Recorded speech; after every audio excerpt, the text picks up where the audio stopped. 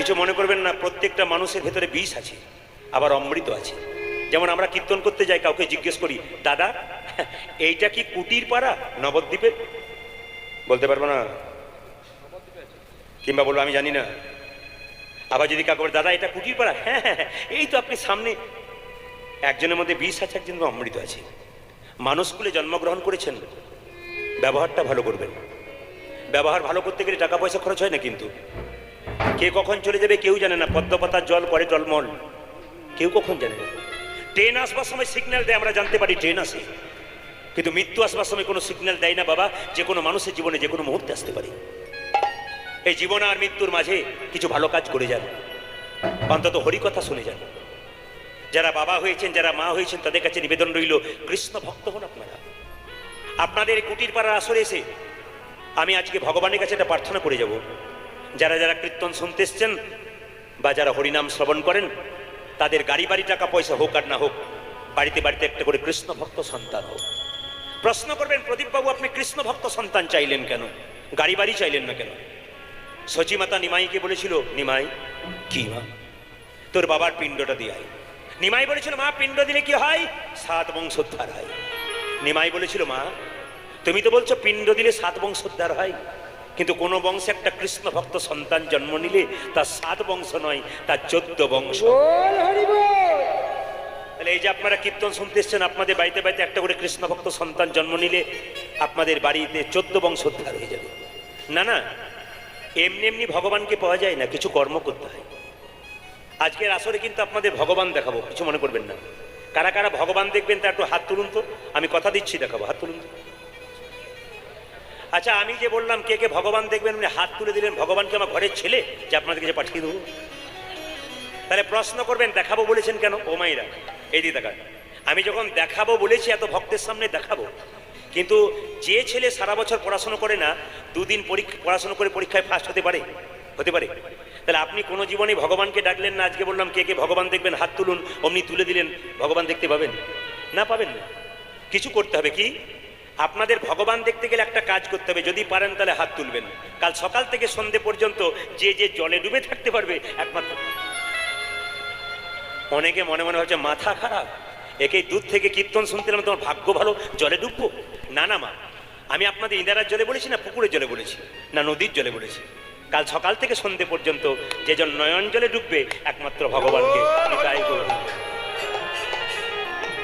এই জন্যে আপনাদের ভগবানের কথা আপনাদের সামনে বলবো। তবে বলে রাখি, ভগবান শ্রীকৃষ্ণ মাকে বলছে, মা আমাকে সাজিয়ে দাও। কেন? আজকে আমি গোচারণে যাব। মা জিজ্ঞেস করছে, 7টা নাই 5টা নাই, তুই আমার একমাত্র গোপাল, বাড়িতে দাদা বলাইয়ের জন্মদিন, ভালো ভালো খাবার হবে, তুই কোথায় যাবি? বলছে, মা আমাকে একটু সাজিয়ে দাও, আমাকে যেতেই হবে। আপনারা আপনাদের বাচ্চাকে সাজান, আস্তে, আপনারা আপনাদের বাচ্চাকে সাজান, কিন্তু মা যশোদা যেটা দিল সেটা আপনাদের বাচ্চাকে দেন না। মা যশোদা কি দিল? হরিচন্দনের মৃত্তিকা। অনেকে প্রশ্ন করবেন, হরিচন্দনের মৃত্তিকা দিলে কি হয়? মায়েরা জেনে রাখুন, যে মা তার বাচ্চার কপালে হরিচন্দনের মৃত্তিকা দেয়, তার বাচ্চার কোনো বিপদ হয় না।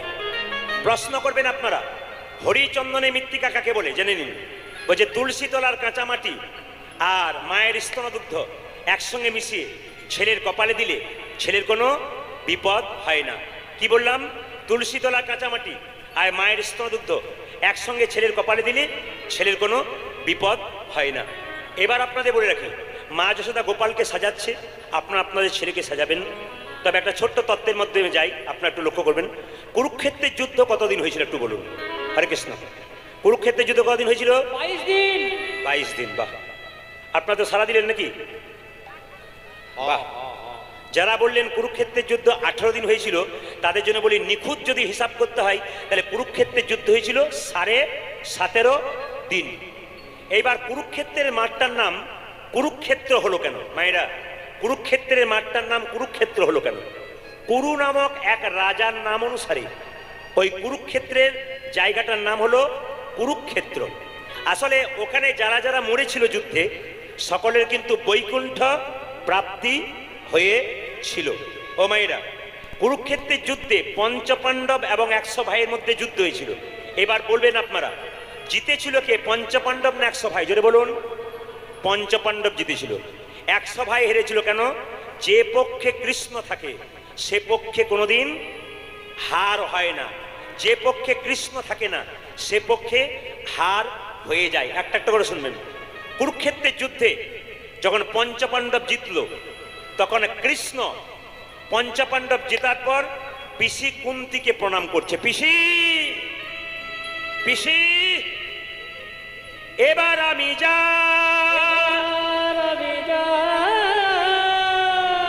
এবার আমি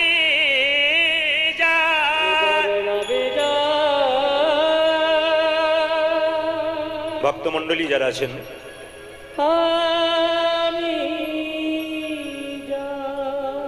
ছেলে যদি কাজে যায় বা ছেলে যদি ঘর থেকে যায়, মায়েদের কি বলে?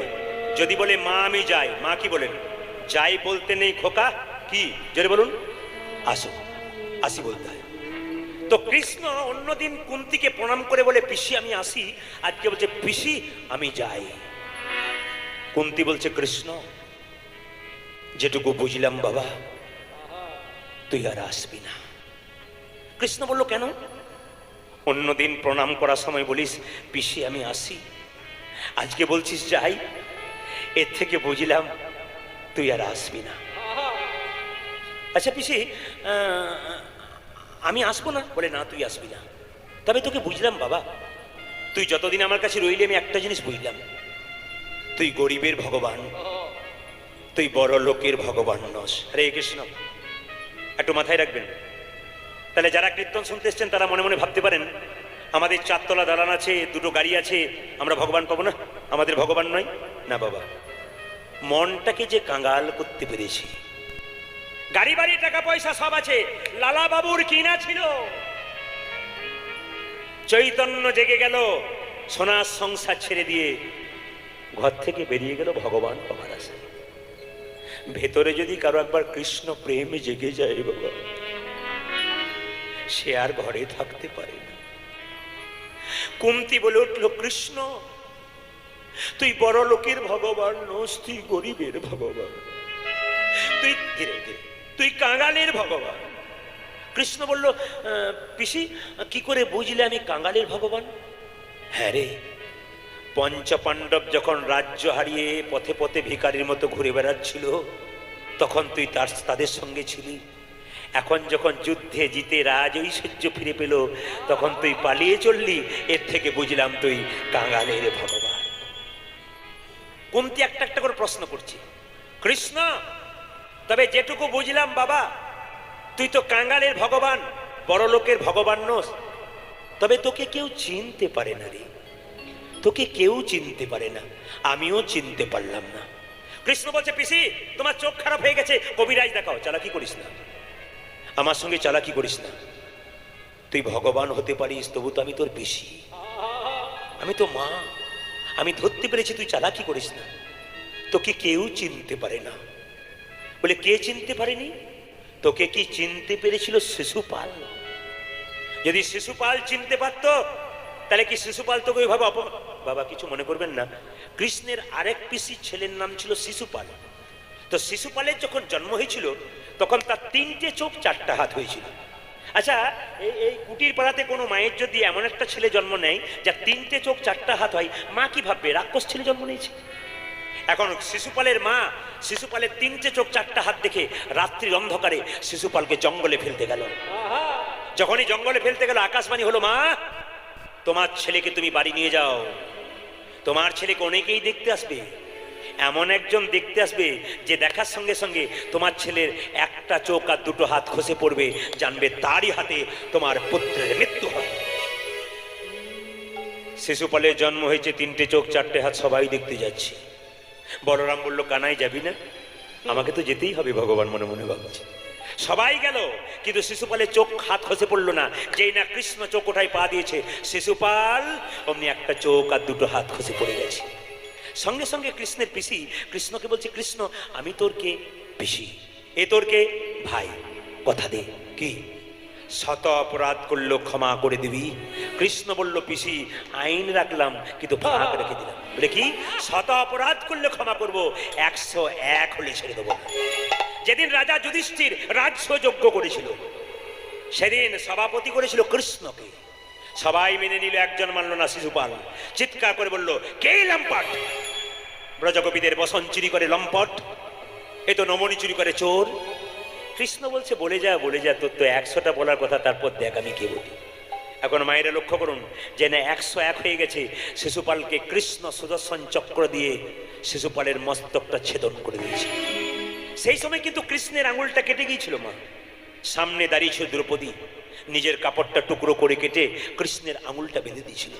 কৃষ্ণ বলল, দ্রৌপদী, এই যে তুমি এইটুকু কাপড় দিলে, এই কাপড় তুমি একদিন অনেক করে পাবে। পেয়েছিল কোন দিন আপনারা সবাই জানেন, দ্রৌপদীর বস্ত্র হলে দিলে। কেঁদে কেঁদে কেঁদে কেঁদে কুন্তি বলছে, কৃষ্ণ তোকে কেউ চিনতে পারে না বাবা, তোকে চিনতে পারে নাই তোর মামা কংস, তোকে চিনতে পারে নাই তোর পিতানন্দ। যদি চিনতে পারতো খরম যুগল তোর মাথায় তুলে দিতে পারত। তোকে চিনতে পারে নাই তোর মা যশোদা, যদি জানতে পারতো তোকে তুই ভগবান, তবে কি সামান্য নবনীর জন্য তোকে দড়ি দিয়ে বাঁধত? তোকে কেউ চিনতে পারে না। তবে কৃষ্ণ, তুই তো চলে যাবি বাবা, তবে যাবার আগে তোর কাছে আমার একটা জানার আছে। কি? সবাই তো তোর কাছে কিছু চাই, আমি তোর কাছে একটা জিনিস চাইব। কি কি চাইবে বেশি? ওরে আশীর্বাদ করে যা, আমি যেন কৃষ্ণ বলে কাঁদতে পারি। কৃষ্ণ বলল, পিসি, কৃষ্ণ বলে কাঁদতে পারি তুমি চাইলে? আচ্ছা পিসি, কৃষ্ণ বলে কেঁদে কি লাভ আছে? কুন্তি বলল, এ জগতে যে জন কৃষ্ণ বলে কেঁদেছে একমাত্র সেই জানে কৃষ্ণ বলে কেঁদে কি লাভ। যে কাঁদে নাই সে কোনোদিন জানতে পারবে। এই জন্য বলে যাই বাবা, খুব দামি দামি কথাগুলো শুনে নিন। দেখবেন ধৃতরাষ্ট্র অন্ধ ছিল না? আচ্ছা, একজন দেখবেন ওই কাঁটার মধ্যে শুয়েছিল, তার নাম কি? ভীষ্ম। আচ্ছা, ভীষ্ম যে সরসজ্জায় ছিল, আপনারা এতজন কীর্তন শুনতে এসছেন, একজন বলতে পারবেন ভীষ্ম কতদিন সরসজ্জায় ছিল? 58 দিন। ভীষ্ম সরসজ্জায় ছিল 58 দিন। তত্ত্বগুলো শুনবেন। ভীষ্মকে একদিন দুর্যোধন বলে উঠলো, দাদু তোমার লজ্জা করে না? বলে, কেন? আমার খাচ্ছ, আমার পড়ছো, আর যুদ্ধে আমার ভাইগুলো মরে যাচ্ছে, আর তুমি তাকিয়ে দেখছো, তোমার লজ্জা করে না? সঙ্গে সঙ্গে দেখবেন, কিছু মনে করবেন না, যে যা খোঁটা দেয়, খাবার খোঁটা দিলে দেখবে গায়ে লেগে যায়। ভীষ্ম বলে উঠলো, দুর্যোধন তুই আমাকে খাবার খোঁটা দিলি, তবে শুনে রাখ, আজকে রাত্রি, ভালো করে শুনবেন, আজকে রাত্রিবেলায় তোর স্ত্রী ভানুমতিকে রাত 12টার পরে আমাকে আসতে বলবে আমার কাছে, আমি তাকে আশীর্বাদ করে দেবো, তার স্মৃতি সিন্ধুর অক্ষয় থাকবে, তোদের ভাইগুলো আর কেউ মরবে না। মায়েরা সঙ্গে সঙ্গে ভানুমতি কাছে দুর্যোধন গেল। ভানুমতি বলে, কি? রাত্রিবেলায় দাদু যখন শুয়ে থাকবে, তুমি মাথায় কাপড় নিয়ে তাকে প্রণাম করে নেবে, দাদু আশীর্বাদ দেবে, আমাদের কোনো ভাই মরবে না। ভানুমতি একটা খারাপ কাজ করলো। কি বললো জানেন? আজ আর যাবো না, রাত্রি 12টায় যাব না দাদুর কাছে, কালকে যাব। জীবনে কাল কাল কেউ করবেন না, তবে জীবনে কাল হয়ে যাবে। রাত্রি পেরোলে সকাল হবে, যদি চোখ খোলেন, আর যদি চোখ মোজেন, তবে আপনার জীবনে পরকাল হয়ে যাবে। এই জন্য বাবা, কৃষ্ণ ভজন যদি করতে হয়, অপেক্ষা করে চলবে না। রাবণ কাল কাল করে স্বর্গের সিঁড়ি বাঁধতে পারে না। আজকেই শুরু করবেন, কাল সকাল করবেন না। বলা তো যায় না, সকাল আপনার জীবনে নাও হতে পারে। ভানুমতি বলল, আজ যাবো না, কাল যাবো। কৃষ্ণ সুযোগ পেল, ছুটে গেল দ্রৌপদীর কাছে। রাত্রি 12টায় দ্রৌপদীর বাড়িতে চিৎকার করে ডাকলো, দ্রৌপদী, দ্রৌপদী। দ্রৌপদী ঘর থেকে বেরিয়ে এসলো, প্রভু, প্রভু। কি? এত রাত্রিতে আমায় ডাকলে কেন? আমাকে অসময়ে ডাকলে কেন? ভগবান বলল, দ্রৌপদী, আমি যখন কাউকে ডাকি, সময় অসময় বলে কিছু নাই। কাকে যে কখন ডাকবো কেউ জানে না। কেউ মায়ের কোল থেকে ডাক পেতে পারে, কেউ 20 বছরে ডাকতে পারে, কেউ 50 বছরে ডাক পেতে পারে, আমার কেউ 80 বছরে পেতে পারে। আমরা সব টিকিট কেটে এসেছি, কিন্তু রিটার্ন টিকিটটাও কিন্তু আমাদের কাটা আছে বাবা। কার্যে কখন কাটা আছে কেউ জানে না। এইটাই আশ্চর্যের ব্যাপার। রিটার্ন টিকিট সবার আছে, কিন্তু কবে আছে এটা কেউ জানে না। দ্রৌপদী যেই না বলল, প্রভু অসময়ে ডাকলে কেন? ভগবান বারবার বলল, আমি যাকে ডাকি তার সময় নাই, অসময় নাই, ডাকি। দ্রৌপদী বলল, কোথায় যাব? আমার সঙ্গে এসো। বলে, কোথায়? দাদু ভীষ্ম সরসজ্জায় শুয়ে আছে, তুমি মাথায় কাপড় নিয়ে দাদুকে রাত্রি 12টার পর প্রণাম করে নেবে, আর দেখবে সঙ্গে সঙ্গে দাদু তোমাকে আশীর্বাদ করে দেবে, পঞ্চপাণ্ডব আর মরবে না, তোমার স্মৃতি সিঁদুর অক্ষয় হয়ে যাবে। লক্ষ্য করবেন মায়েরা, দ্রৌপদী যাচ্ছে আগে আগে, কৃষ্ণ যাচ্ছে পেছনে পেছনে। দ্রৌপদী যেই না ভীষ্মের দরজায় ঢুকতে যাবে, কৃষ্ণ চালাকি করে বলল, দ্রৌপদী আসতে। হ্যাঁ, দ্রৌপদী, গুরুজনদের কাছে গেলে চটি জুতো পরে যেতে হয়, তোমার চটিটা খুলে দাও। ভগবান মনে মনে ভাবছি, দ্রৌপদী ভক্ত তো আমার চরণ ধরে বারবার কাঁদে, সে যে আমার চরণ ধরে কেঁদে কত খুশি হয় আমি তো বুঝতে পারি না। আমি তো ভগবান, আমারও তো ইচ্ছা হয় ভক্তির চরণ দুটো একবার ধরু। আমি যাকেই চাই কেউ আমায় দেয় না। ওগো দ্রৌপদী, চটি জুতো খুললে আমি একবার বুকে ধরিয়ে ধরে ধরবো, আর মনে মনে ভাববো ভক্তির চরণ ধরতে কি আনন্দ আছে। লক্ষ্য করুন মায়েরা, দ্রৌপদী যেই না জুতোটা খুলে ঢুকে যাচ্ছে, কৃষ্ণের চালাকি বুঝতে পারে নাই। কৃষ্ণ সঙ্গে সঙ্গে জুতো দুটোকে ধরে বুকের মধ্যে বারবার নিচ্ছে আর কাঁদছে চোখের জলে ভেসে। দ্রৌপদী পেছন ফিরে বলল, প্রভু এ তুমি কি করছো? আমার জুতো জোড়া বুকে ধরে কাঁদছো। সঙ্গে সঙ্গে কৃষ্ণ বলল, দ্রৌপদী যাকে চাই সেই দেয় না, নরকের ভয় হয় ওই জন্যে দেয় না।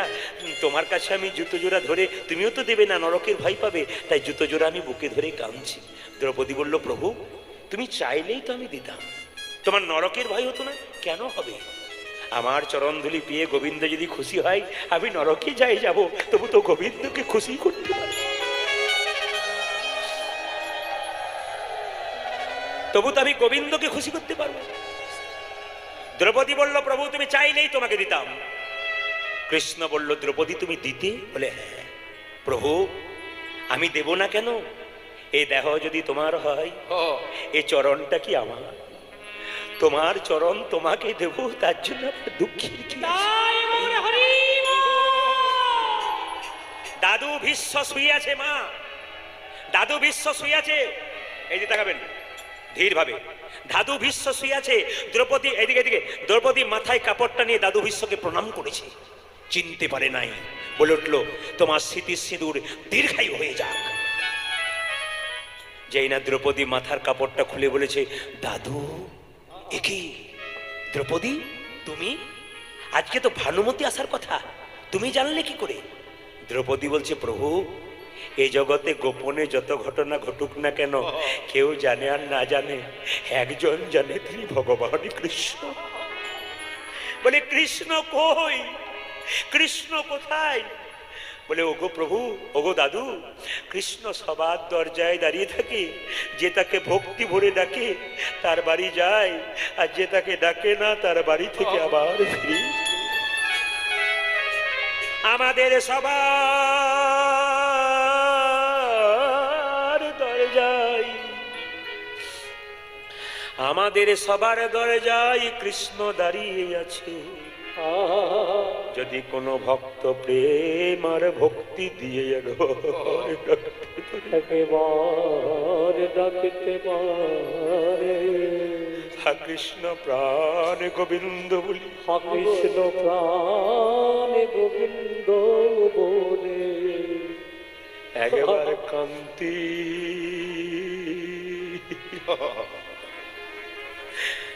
একবারে চোখের জলে বুকে ভাসায়ে দিতে পারে, চোখের জলে বুকে ভাসায়ে দিতে পারে।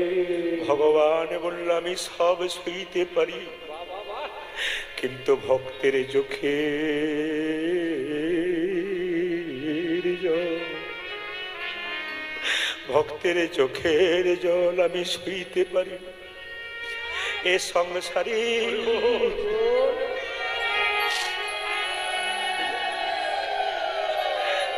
এ সংসারে এ সংসারে সবাই স্বার্থপর, যতক্ষণ দেবে ততক্ষণ তোমার, যতক্ষণ দেবে ততক্ষণ তোমার। এ জগতে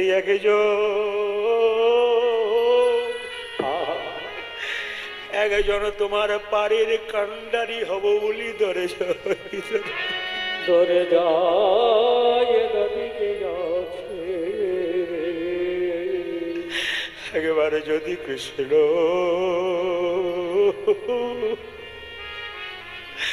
একেবারে যদি কৃষ্ণ বলে কেউ কাঁদিতে পায়, একেবারে কৃষ্ণ বলে কেউ যদি একেবারে কাঁদিতে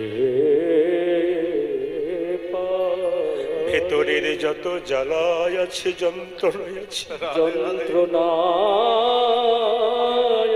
আছে সংসার দাবানলে জ্বলতে জ্বলতে সংসারে দাবানলে জ্বলিতে জ্বলিতে ভেতরে যখন আমাদের দাবানো তাই গৌর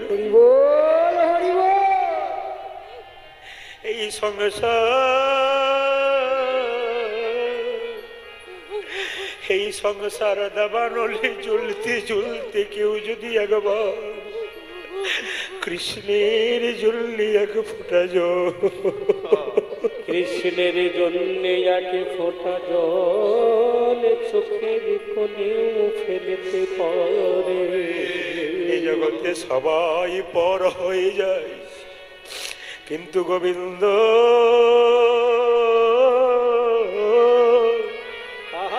গোবিন্দ একমাত্র জগতে আপন হয়ে যায়, আপনে হয়ে যায়। কীর্তনে প্রেম নইলে কীর্তন নয়, প্রেমে প্রেমে করো রে ভাই, প্রেমে বলে কারে, প্রেমে বলে প্রেমে জানতো মা যশোদা, যে প্রেমে প্রেমে গোপাল হয়েছিল বাধা, গোপাল হয়েছিল যে প্রেমে গোপাল বইয়েছিল পিতানন্দের বাধা। এ জগতে যুবক যুবতীর মধ্যে প্রেম, সে তো কেবল চুলোচুলি করি, কিন্তু ভক্ত ভগবানের প্রেম এমন প্রেম, যে প্রেমের কথা শুনলে একজন ভক্তকে জড়াইয়ে জড়াইয়ে প্রেম কেমন জিনিস দেখুন বাবা। এই জগতে যুবক যুবতীর মধ্যে যে প্রেম, সে প্রেম তো চুলোচুলি করে, কিন্তু ভক্ত ভগবানের প্রেম এমন প্রেম, যে প্রেমের কথা শুনলে একজন ভক্ত আর একজন ভক্তকে বারবার জড়াই ধরে কাঁদতে পারে। প্রেমানন্দে নিতাই গৌর হরি।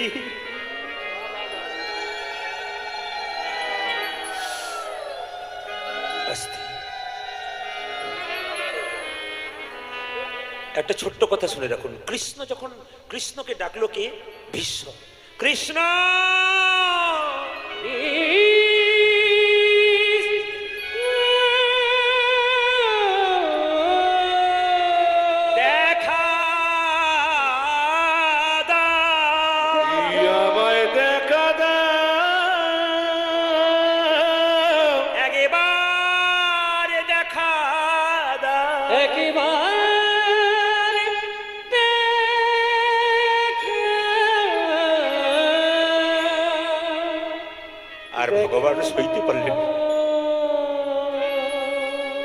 ভগবান সইতে পারলেন না, ভীষ্মের কাছে ছুটে গিয়ে বললেন, তুমি আমায় ডেকেছো? হ্যাঁ। ভীষ্ম বলে উঠলো, আচ্ছা কৃষ্ণ, আমি যে সরসজ্জার মধ্যে আছি, আমি কি এমন পাপ করেছিলাম যার জন্য আমার এই অবস্থা হলো? ভীষ্ম সরসজ্জায় শুয়েছিল কেন? এর মধ্যে গভীর গভীর তত্ত্ব আছে, শুনতে পারলে প্রেম ভক্তি জন্মাবে আপনাদের। যেমন দেখবেন দ্রৌপদীর যখন বস্ত্রহরণ হচ্ছিল, তখন দেখবেন সবাই তাকিয়ে তাকিয়ে দেখছিল, সবাই তাকিয়ে তাকিয়ে দেখছিল, কিন্তু দ্রৌপদী একজনের উপর খুব বিশ্বাস করেছিল, দাদু ভীষ্মের উপরে। মনে মনে ভাবছিল, দাদু কেউ প্রতিবাদ করছে না, তুমি প্রতিবাদ করছো না। সবাই দেখছে একটা নারীর কাপড় খুলে নিচ্ছে, বস্ত্রহরণ হচ্ছে, আর তুমি আমার দাদু, তুমি আমাকে এত ভালোবাসো, যাকে ভালোবাসি সে একবার প্রতিবাদ করছে না, তুমি একবারও বললে না, একবারও প্রতিবাদ। দ্রৌপদীর চোখ থেকে ফোঁটা ফোঁটা তীরের মতো জল পড়েছিল। সেদিন দ্রৌপদী মনে মনে বলেছিল, দাদু আমার বস্ত্রহরণ হচ্ছে, তুমি তাকিয়ে তাকিয়ে দেখলে, একবার বাধা দিলে না, আমার এই চোখের জল তীরের মতো মাটিতে পড়ছে, এই তীর একদিন তোমার শরীরে বিদ্ধ হবে, সেই দিন বুঝবে তুমি আমাকে সাহায্য করবে। হরি বল, হরি বল। বাবা, এই জন্য কারো অভিশাপ কোনোদিন নিতে নাই। বিশ্ব বলে উঠলো, কৃষ্ণ আমার অপরাধ। কৃষ্ণ বললো, তোমার কত জন্মের কথা মনে আছে? বলে 7 জন্মের কথা মনে আছে, আমি কোনো অপরাধ করি নাই। কৃষ্ণ বলল, তোমার 8 জন্মের কথা মনে আছে? না, আমার মনে নাই। তবে শোনো, শোনো বিশ্ব, 8 জন্মে তুমি ছিলে, 8 জন্মের পূর্বে তুমি ছিলে কে জানো? তুমি ছিলে একজন রাজপুত্র, খুব অহংকারী রাজপুত্র। তোমার হাতে একটা বেতের লাঠি ছিল, রাস্তা দিয়ে পেরিয়ে যাচ্ছিলে, একটা বিষধর সাপ রাস্তা দিয়ে পেরোচ্ছে, তুমি লাঠিতে করে বিষধর সাপটাকে কাঁটার ঝোপে ফেলে দিয়েছো। যখন কাঁটার ঝোপে সাপটাকে ফেলে দিলে, তখন সাপটা কেঁদে কেঁদে বলেছিল, হে জগন্নাথ,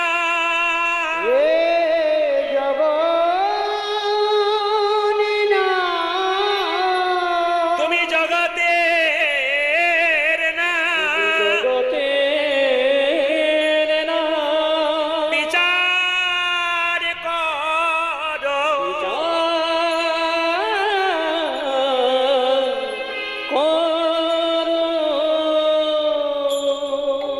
জগন্নাথের চোখটা গোল না পটল চেরা? জোরে বলুন। গোল। কৃষ্ণের চোখ পটল চেরা, বিচার একটু এদিক ওদিক হতে পারে, কিন্তু জগন্নাথের বিচার উল্টো পাল্টা হয় না। জগন্নাথের চোখ গোল। কে আছো ভিখারি, কে আছো দরিদ্র, কে আছো বৈষ্ণব, কে আছো ব্রাহ্মণ, সবাই আমার কাছে এসো, সবাই তো সমান। জগন্নাথকে যখন বারবার কাঁটার ঝোপে পড়ে সাপটা ওই কাঁটার মধ্যে পড়ে আর উঠতে পারছে না, সাপের বড় বড় বংশধর তারা এলো বাঁচাবার জন্য, কেউ বাঁচাতে পারলো না।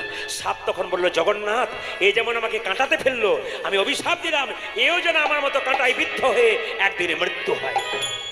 কাঁদালে কাঁদিতে হয়, কাঁদিতে হয়, এ কথাটা মিথ্যে নয়। মিথ্যে নয়। যে যেমন কর্ম করে তার কর্ম অনুযায়ী ফল হয়। তার কর্ম অনুযায়ী ফল হয়। জন্ম হোক যথাযথা, কর্ম যেন ভালো হয়। যশোমতী গোপালের জন্য কাঁদছে। আস্তে হলুদ ধরে দিন জোরে একবার, প্রেম সে।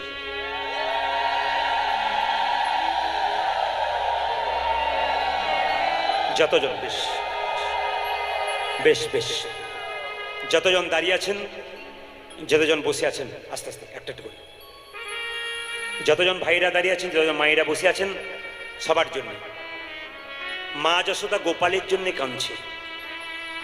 এ সংসারে কিন্তু মা কাঁদানো ভালো নয়। আস্তে, যার বাড়িতে মা কাঁদে তার জগৎ কাঁদে। কৃষ্ণকে পুজো করুন আর না করুন, বাড়ির দুটো দেবদেবীকে কিন্তু পুজো করবেন, একটি বাবা, একটি মা। আস্তে, বৃদ্ধ বাবা আর বৃদ্ধা মা সংসারে কেমন? বাবা হলো বাড়ির ছাদ, আর মা হলো খুঁটি। যদি ছাদ আর খুঁটি ঠিক না থাকে, ঘর তো ভেঙে পড়বে। এই সংসারে অনেক ছেলে মেয়েরা বাবা মাকে খেতে দেয় না, তবু তাদের গাড়ি বাড়ি হয়।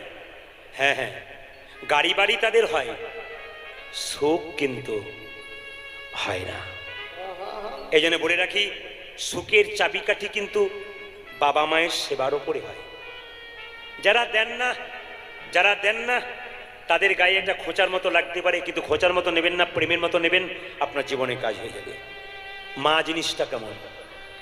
মুসলমানদের একটা ধর্মগ্রন্থে বলেছে, दीने तालीम, बाप ने जन्म दिया उछली हुई पानी से, और माँ ने जन्म दिया अपना जान का कुर्बानी से। बाबा तो 2 दिन आनंद करेছে, কিন্তু মা 10 মাস 10 দিন গর্ভে রেখে, 10 মাস 10 দিন বাচ্চাকে গর্ভে রেখে কত রাত উঠেছে, কত রাত বসেছে, তারপর জন্ম দিয়েছে। এরই নাম হলো মা। আর মা কাকে বলে? মায়েরা বাচ্চা জন্ম নেবার পর কোলের মধ্যে বাচ্চা থাকে, পায়খানা করে প্রস্রাব করে, এক হাতে মা ধরে থাকে, এক হাতে বাচ্চাকে খাওয়ায়। সেদিনের কথা যদি তোমার মনে না থাকে, আজকে বাবা মাকে যদি অন্যায় অত্যাচার করো, খেতে না দাও, পশুর সঙ্গে তোমাকে তুলনা করা যেতে পারে। আমি একটা জায়গায় দেখেছিলাম, একটা মেয়ে হসপিটালে বাচ্চা হতে গেছে, ডাক্তারবাবু বলছে মায়ের বাঁচবার আশা নেই, ছেলে বাঁচতে পারে। পেশেন্ট শুনতে পেয়ে ডাক্তারবাবুকে ডেকে বলল, ডাক্তারবাবু আমি যদি মরে যাই মরে যাব, মৃত্যুর আগে আমার খোকাকে একবার দেখতে দেবেন তো। এত বড় কথা পৃথিবীতে একমাত্র মা বলতে পারে, বাকি কেউ বলতে পারে না। ছেলে যদি রাগ করে বাড়ি থেকে চলে যায়, সবাই বাড়ির খায়, একজন খায় না, তিনি মা। ছেলে যদি সারাদিন বাইরে থাকে, বাড়িতে না আসে, মা দরজার ভর করে কেন? একমাত্র মা ছাড়া আর কেউ করে না। বাবার চাইতে মায়ের কৃতিত্ব বেশি আছে। বলবেন কেন? বাবা মা দুটোই সমান দায়িত্ব, কিন্তু বাবাকে আমরা বয়োজ্যেষ্ঠ বলে সম্মান করি, কিন্তু মায়েদের অধিকার বেশি ছেলের প্রতি ভক্তির দিক দিয়ে। কেন বলুন তো? ভালোবাসার দিক দিয়ে। একটা ছেলে রাস্তায় খেলা করছে, তার বাবা 1 মাস পর কাজ থেকে ফিরছে, ছুটছে, বাপি বাপি করে নাও করে নাও। বাবা কি করলো? চল চল চল চল, কি ধুলোবালি মেখেছিস, বাড়ি চল। আঙুলে ধরে বাড়ি নিয়ে এলো, মা ধুলোবালি পরিষ্কার করে দিল, তারপর বাচ্চাকে কোলে নিল। কিন্তু বলুন তো মায়েরা, আপনি নতুন কাপড় পরে খেতে বসেছেন, আপনার বাচ্চাটা আপনার কোলে ঝাঁপিয়ে পড়েছে, আপনি কি কাপড়টার দিকে তাকাবেন না ধুলোবালির দিকে তাকাবেন? নিজে না খেয়ে বাচ্চার মুখে তুলে দেবেন, এরই নাম হলো মা। তবে সবচাইতে লজ্জার ব্যাপার কি জানেন? একটা মায়ের পেটে 10 মাস 10 দিন একটা বাচ্চার জায়গা হয়, সেই ছেলে কলকাতায় ফ্ল্যাট কিনলে মা বাবার সেখানে একদিনের জন্য জায়গা হয়। কি করে বলছেন আমি বিএ পাস করেছি? কি করে বলছেন আমি শিক্ষক? কি করে বলছেন আমি টিচার? কি করে বলছেন আমি ডাক্তার? কি করে বলছেন যদি আপনার বিবেক না থাকে? বিবেক তৈরি হয় প্রেম, খুব ধীরে। বিবেক তৈরি হয় একমাত্র এই স্কুলে এলে। হরিনামের স্কুলে বাচ্চাদেরকে আনবেন, এখানে এলে বিবেক বৈরাগ্য তৈরি হয়। ওই স্কুলে গেলে বাচ্চা পড়াশোনা করলে চাকরি হয়, আর এই স্কুলে বাচ্চাদেরকে আনলে বিবেক আর বৈরাগ্য তৈরি হয়। এই জন্য প্রত্যেকের কাছে নিবেদন হলো, কীর্তন শুধু আপনি শুনবেন তা নয়। আমাদের মনের মধ্যে একটা ভ্রান্ত ধারণা হয়ে গেছে, বয়স্করা কীর্তন শুনবে আর কম বয়সে সব শুনবে না। এই ভ্রান্ত ধারণা আপনারা দূর করুন। এই জন্য আজকে আপনারা তাকিয়ে দেখুন, আসরের মধ্যে কত কম বয়সের ছেলেরা কীর্তন শুনছে। দেখুন সবাই যেখানে দাঁড়িয়ে আছে, পেছন দিকে দাঁড়িয়ে আছে, কত কম বয়সের মানুষ দাঁড়িয়েছে। কেন বলুন তো? কীর্তন এমন একটা জিনিস, যদি ভেতরে ঢুকে যায় তাহলে কিন্তু আর সে ভুলতে পারবে না। আপনাদের বলে যাই, মা জিনিসটা কেমন। মেয়েরা দেখবেন বাপের বাড়ি যায় না। কোন দিন থেকে বলুন তো? যেদিন থেকে মা মারা যায়। দিদি বাপের বাড়ি যাবে না? না। যার কাছে ছুটে যেতাম সেই তো নাই। বৃদ্ধ বাবাটা বেঁচে ছিল, সেও চলে গেল, কার কাছে গিয়ে দাঁড়াবো? একমাত্র মা। এই জন্য আপনাদেরকে বলে রাখি, মা সন্তানকে অভিশাপ দেয় না। যতই মাকে কাঁদান আপনারা, সন্তানকে অভিশাপ দেয় না। বাড়িতে সুন্দর খাবারটা মা রান্না করে সবার পাতে অনেক করে দেয়, শেষে নিজের পাতে নেয় না, এরই নাম তো মা। সবাই খেয়ে নেয় পেট ভরে, কেউ হাঁড়ির দিকে তাকায় না কি আছে না আছে। মা কিন্তু শুধু ভাতটা খায়, একবার অভিমান করে না। ওরা খেয়ে চলে গেল, বাড়িতে অনেক অভিমান করবো, ওকে দিল, কিন্তু মা কোনোদিন অভিমান করে না। সব কিছু দিয়ে, এই মায়ের এত বড় কৃতিত্ব আছে সংসারে, এই জায়গাটা ঠিক ধরবেন। ভগবান কৃষ্ণ সুদামাকে বলেছিল, সুদামা যতই আমাকে ভজনা কর, সংসারে বাবা মা কাঁদলে কৃষ্ণ কৃপা তুই কোনোদিনই পাবি না। মায়েদেরকে বলি, রক্তের গরমে অহংকারে যদি বৃদ্ধাকে না দেন, একদিন আপনাকে কাঁদতে হবে, পাক্কা কাঁদতে হবে। কেন? গাছ আগে না ফল আগে? জোরে বলুন, জোরে বলুন। গাছ আগে, ফল পরে। আপনি যাকে স্বামী রূপে পেয়েছেন, ইঞ্জিনিয়ার হোক, ডাক্তার হোক, ব্যবসায়ী হোক, পেয়েছেন, এত বড় বাড়ি করছেন, সোনার গহনা নিচ্ছেন, কার জন্য নিচ্ছেন? সেই গাছটার কথা একবার ভাবলেন না, যে গাছ দুটো ফল দিয়েছে? তাহলে আপনার কি দাম আছে? বৃদ্ধা কত কষ্ট করে ক্লান্ত পরিশ্রম করে ছেলেকে মানুষ করেছে, আপনার হাতে তুলে দিয়েছে। আপনার তো গর্ব করা উচিত, ওর স্বামীর জন্য নয়, বৃদ্ধা এবং বৃদ্ধার জন্য, ওরাই তো দিয়েছে। কীর্তন শুনে কোনো লাভ নাই যদি আসল জায়গাটা আপনার ঠিক না করতে পারেন। এই জন্য আসরের দিকে তাকিয়ে দেখুন, সবাই নিজে নিজের জায়গা আছে, স্টপ আছে। কেন? জায়গাগুলো ধরবার জন্য। আসতে আর মা কাকে বলে জেনে নিন। অষ্টমীর দিনে, দুর্গার অষ্টমীর দিনে মাকে পুষ্পাঞ্জলি দিয়ে যাচ্ছেন, আর নিজের মা বাবা দুটো খাবার জন্য বসে আছে। মা দুর্গা যেন বলতে চাইছে, মাটির প্রতিমা পুজিস রে তুই, আগে ঘরের বাবা মাকে পুজো কর। ওই দুটো দেবদেবীকে পুজো না করলে আপনার কোনো দাম নাই। আপনাদের বেশি কিছু বলবো না, শুধু সংক্ষেপে বলবো। আপনারা ইউটিউবে প্রচুর গান শোনেন বলে ছুটে এসেছেন। ইউটিউবে প্রচুর গান শুনে আপনাদের মুখস্থ হয়ে গেছে। প্রত্যেক জায়গাতে খালি বলে আমাদের সব মুখস্থ। বলে রাখি আপনাদের, কলকাতায় প্রথম যখন আমি গান করতে যাই ঠাকুরপুকুর ক্যান্সার হসপিটাল, একজন ভদ্রলোক বায়না করলেন, তার নাম খোকন বাবু। অবাক হবেন, তার বাড়ি যখন গান করতে গেলাম তখন বিরাট বড় দরজা, দরজায় লেখা আছে সাবধান ভেতরে কুকুর। কলিং বেল টিপলাম, এদিকে তাকান, বেরিয়ে এলো খোকন বাবু একটা অ্যালসিসিয়ান কুকুরকে নিয়ে। জিজ্ঞেস করলাম, দাদা কুকুরটার দাম কত? উনি বললেন 50,000। বললাম খাই কত? বলছে মোটামুটি 1000 টাকা করে খায়। বাহ! ওপর তলায় নিয়ে গেলেন, বৌদি প্রণাম করলেন, ওনার ছেলে 18 বছর বয়স প্রণাম করলেন। জিজ্ঞেস করলাম, দাদা বাড়িতে কজন আছেন? 4 জন। কে কে? আমার মা, আমার স্ত্রী, আমার ছেলে। জিজ্ঞেস করলাম, বৌদি এলো, ছেলে এলো, আপনার মাকে দেখতে পেলাম না। উনি তখন কানে কানে বললেন, প্রদীপ বাবু মাকে রেখে এসেছি বৃদ্ধাশ্রমে। আমি জিজ্ঞেস করলাম, খোকনদা আপনার বাড়িতে কত লোকের সেবা হয়েছে? আস্তে, প্রত্যেক দিন 2000 লোক খাচ্ছি। এত লোকের পাতা পড়ল, আপনার মায়ের একটা পাতা পড়ল না। খোকনদা তখন একটা খুব ভেতরের কথা বললেন, এটা প্রত্যেক পুরুষের ভেতরের কথা উনি বলে দিলেন। এটা আপনারা ভেতরে ভেতরে স্বীকার করবেন ঠিক কিনা। উনি বললেন, দাদা পুরুষ মানুষ ভালো হয়, পুরুষ পুরুষের শত্রু নয়, নারী নারীর শত্রু। আমরা দু ভাই, খোকনদা বলছেন, এক পাতায় খেলাম, এক মায়ের দুগ্ধ পান করলাম। বিয়ের আগে মাকে কত দিলাম, যখনই দুজন দুপাশে চলে এলো তখনই ভাই ভাই। মায়েরা আপনারা কিন্তু সংসারে যদি সংসারে যদি পুত্র সম্পদ হয়, তবে কন্যা কিন্তু দুটো সংসারের সম্পদ, একটি শ্বশুর বাড়ি, একটি বাপের বাড়ি। যে মেয়েরা শ্বশুর বাড়িতে ভালো ব্যবহার করে লোকে বলে ওর বাবার বংশটা ভালো, নইলে মেয়ে এত ভালো হয়।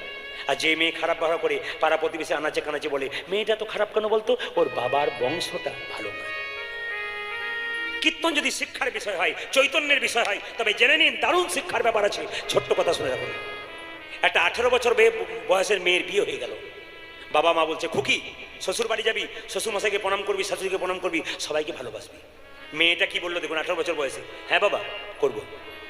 বিয়ে করে শ্বশুর বাড়ি গেল, দুদিন পরেই শ্বশুর শাশুড়ির সঙ্গে ঝগড়া করলো। ছেলের বাবা ফোন করছে, কেমন মেয়ে পাঠালেন, এ তো এসেই ঝগড়া করছে।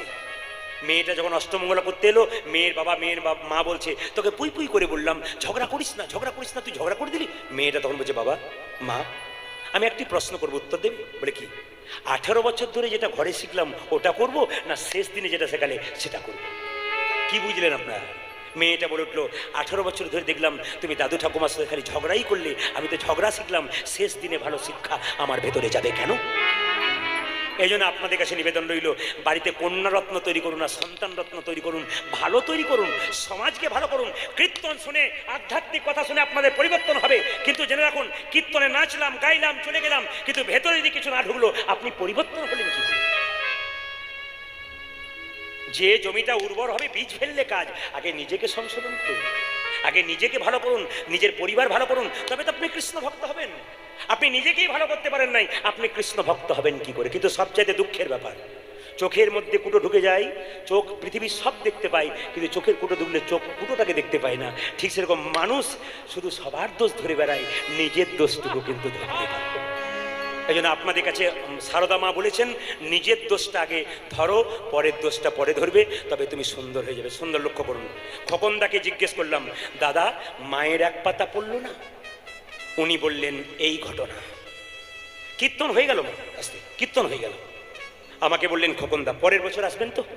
চেষ্টা করব। বায়না দিলেন 1 বছর পর আসবেন এই ডেটেই। গানের 1 মাস আগে খোকনদা ফোন করছেন আর কাঁদছেন, দাদা কি হলো? আমার মা চলে গেল। তবে দাদা ফোনের মাধ্যমে একটা কথা বলবো, সবাইকে বলবেন। বললাম কি? এটা আমার অনুরোধ। খোকনদা আমাকে বারবার কাঁদতে কাঁদতে বললেন, এই কথাটা জগতে সবাইকে বলবেন, যেন কিছু শিক্ষা পায় আমার কাছ থেকে। আমি তো ঠকলাম, এরা যেন না ঠকে। বললাম কিরকম? দাদা যেদিন আমার মা মারা যাবে বৃদ্ধাশ্রমে, বৃদ্ধাশ্রম থেকে ফোন এলো, খোকন বাবু আপনার মাকে দেখে যান। বিশ্বাস করবেন না দাদা, সেদিন আমার স্ত্রী বলল আমাকে নিয়ে যাবেন, আমাকে একবার নিয়ে যাবেন। আমি বললাম তুমি গিয়ে কি করবে? একবার যাব। মা মৃত্যুর সঙ্গে লড়াই করছে, আমার স্ত্রী মায়ের পা দুটো ধরে কাঁদছে। জিজ্ঞেস করলাম বড় দেরি করে ফেললে তুমি? তখন আমার স্ত্রী বলল কি জানি এরকম আমারও দশা না হয়। অচৈতন্য শরীরে চৈতন্যবিহীন চেতনা না পেলে চৈতন্য পাওয়া কঠিন। মানুষ সহজে ভগবানকে ডাকে না, মানুষ সহজে কিছু করে না, যখন ঠকে তারপর শেখে। তবে হ্যাঁ, বুদ্ধিমান দেখে শেখে আর বোকা ঠকে শেখে। আপনারা বোকা হবেন না, দেখে শিখবেন কোন জায়গায় গেলে কি হবে। খোকনদা বললেন মা বাবা তুমি চলে যাবে, আমায় অভিশাপ দিবে, আমায় অভিশাপ দিবে। বলছে আমার মা আমার চিবুকে হাত দিয়ে বলল তুই সুখে থাক। তবে শেষে আমার একটা নিবেদন রইল, কি কখন যে বৃদ্ধাস আসরটার অবস্থা দেখুন, আপনারা মনোযোগ দিয়ে কীর্তন শুনছেন, আপনাদের অবস্থাগুলো দেখুন কি হয়েছে। আমার গুরুজি বললেন কীর্তন করবি, হাস্য কন্দন নর্তন। আমার গুরুদেব বললেন হাস্য কন্দন নর্তন, হাসিও চাই, নর্তনও চাই, নৃত্যও চাই, কীর্তনও চাই, মানে পদাবলীও চাই, তত্ত্বও চাই। কখন অভিশাপ মা কখনো দেয় না। তবে আমার মনটা একটু কুগাইছে, বলে কি ওরে খোকন, আমি যে বৃদ্ধাশ্রমে বাস করি, প্রচন্ড গরম, আমি থাকতে পারি না, একটা ফ্যান দিয়ে দিবি? মা তুমি তো 2-4 দিন পরে মরে যাবে, ফ্যানটা কি জন্যে? ওরে খোকন আমার জন্যে নয়, তোর ছেলেটা তো আস্তে আস্তে বড় হচ্ছে, তার যখন বিয়ে দিবি তখন তোদের দুজনকে তো এখানে আসতে হবে, আগে থেকে ফ্যানের ব্যবস্থা। আপনাদের কাছে একটি নিবেদন রইল, আপনি কাউকে কাঁদালে কিন্তু আপনাকে একদিন কাঁদতে হবে। আপনারা যখন এত সুন্দর বসে আছেন, একটু ছোট্ট করে বলবো আপনাদের সামনে, কীর্তন কমিটি দাদা ভাইরা দানের দ্বারা এত সুন্দর অনুষ্ঠানটা করছে, ওই জন্য আপনাদের দানের কথা একটু বলতে বলেছে। শুধুমাত্র এখানে নয়, আপনার সব জায়গায় দান করবেন। একটু ছোট্ট করে বলি, দান, হরে কৃষ্ণ। দানের কথা একটু ছোট্ট করে আপনাদের বলি, মন দিয়ে শুনবেন। আচ্ছা মায়েরা, দান যখন কেউ করে হাতটা উপরে থাকে না নিচে থাকে? জোরে বলুন। কোথায় থাকে? নিচে থাকে, ওপরে থাকে। তাহলে যে দেয় সে ওপরে থাকে, যে নেয় হাত নিচে রাখে। আচ্ছা দান যখন করবেন, যত ওপরে আপনার হাত থাকবে আপনি ওপরে থাকবেন। তবে হ্যাঁ, দান করবেন কোথায়? সৎ জায়গায়। কোনো গরিব মেয়ের বিয়ে হচ্ছে না, প্রকৃত প্রমাণ নেবেন তারপর দান করবেন। কোনো গরিব মেয়ের বিয়ে হচ্ছে না, প্রকৃত প্রমাণ নেবেন তারপর দান করবেন। এখনকার দানের মধ্যে কিন্তু গন্ডগোল আছে। অনেক জায়গায় দেখেছি দান চাই কিন্তু চালাকি করে। যেমন আমি একটা ছোট্ট কথা বলি, একটা ছেলে এসে মাকে বলছে মা আমাকে একটু 100 টাকা দিন, ভিক্ষা করছি 4 দিন খেতে পাই নাই। মায়েরা খুব দুর্বল, খুব নরম মনের মানুষ, 100 টাকা দিয়ে দিলেন। ওটা করে কি করলে? ওটা করে কি করলো? ও দোকানে গিয়ে বিক্রি করে মদ খেলো। কিন্তু কোনো বৈষ্ণব ভক্ত যদি আপনার বাড়িতে গিয়ে বলে মা আমায় 4টি ভিক্ষা দাও, আপনি 1 মুষ্টি চাল দিলেন, বাড়িতে গেল, 3টে ইট পাতলো, একটু প্রসাদ তৈরি করলো, ভগবানের চরণে তুলসীপত্র দিয়ে বললো হে গোবিন্দ এটা আমার নয়, যে দিয়েছে তার পরিবারে যেন মঙ্গল হয়ে যায়। তাহলে আপনি ভগবানকে দিতে পারলেন না, ওই বৈষ্ণব কিন্তু আপনার ওই ভগবানকে দিন।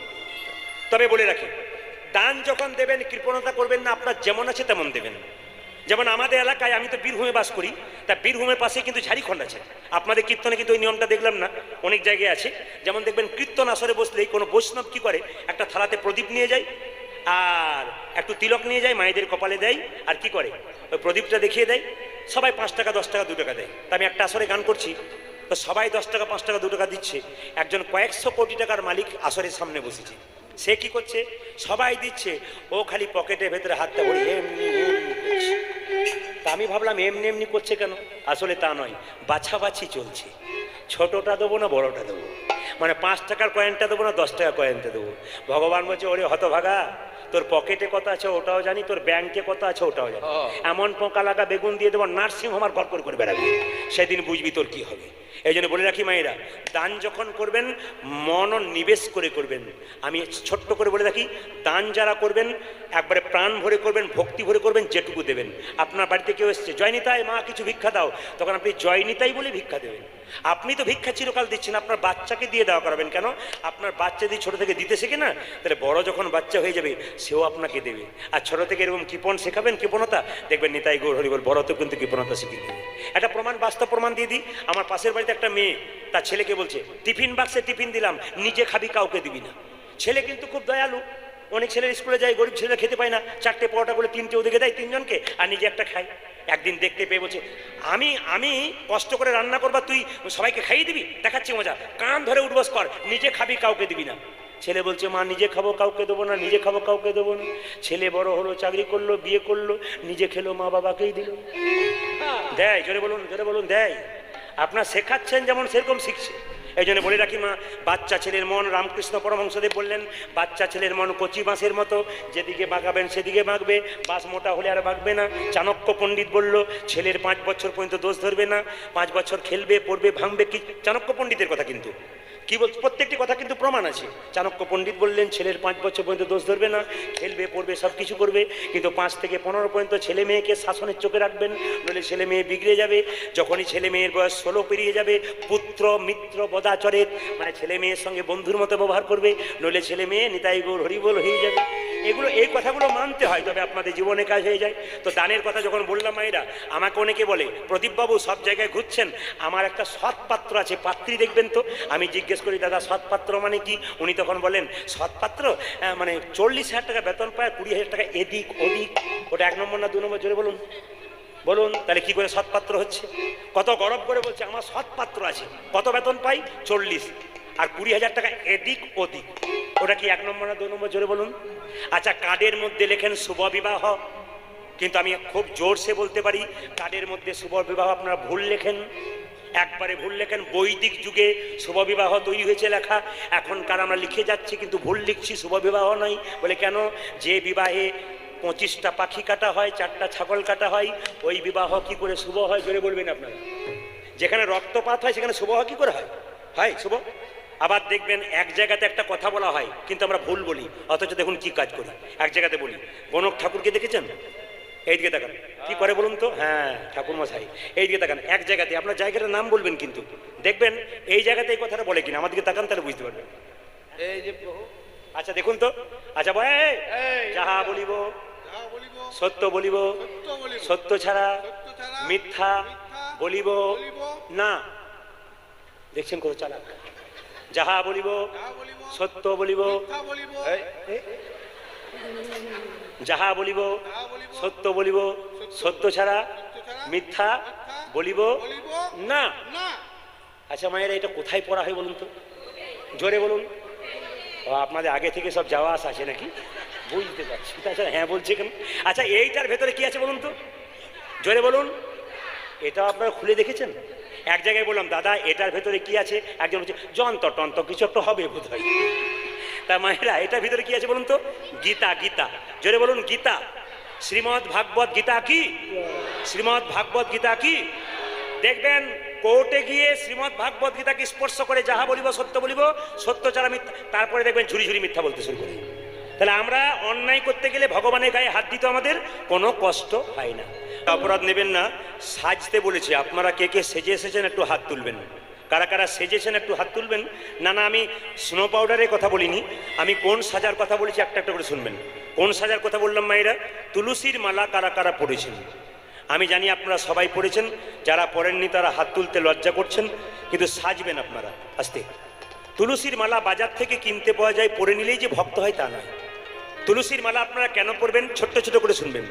তুলসীর মালা মায়েরা কেন পরবেন? তুলসী মালা পরার কথা যুক্তি আছে। বলে কি? বিজ্ঞান বলছে সব গাছে বজ্রপাত হয়, কিন্তু তুলসী গাছে কোনোদিন বজ্রপাত হয় না। ওই যে মায়েরা, বিজ্ঞান বলছে সব গাছে বজ্রপাত হয়, তুলসী গাছে বজ্রপাত হয় না।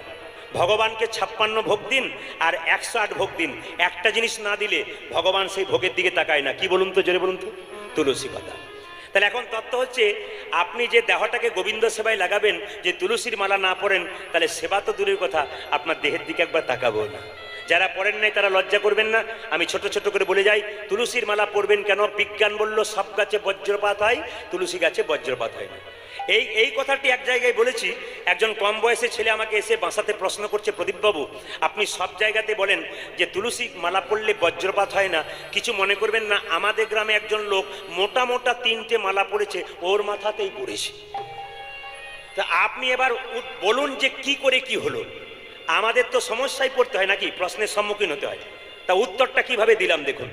বললাম, ভাই কিছু মনে করো না, বিজ্ঞান বলেছে তাই বললাম, তবে তোমাকে একটু বুঝিয়ে দিই। তুমি দুধ খাও? বলছে হ্যাঁ খাই। কিনে খাও না বাড়িতে গাভী আছে? বলছে কিনে খাই।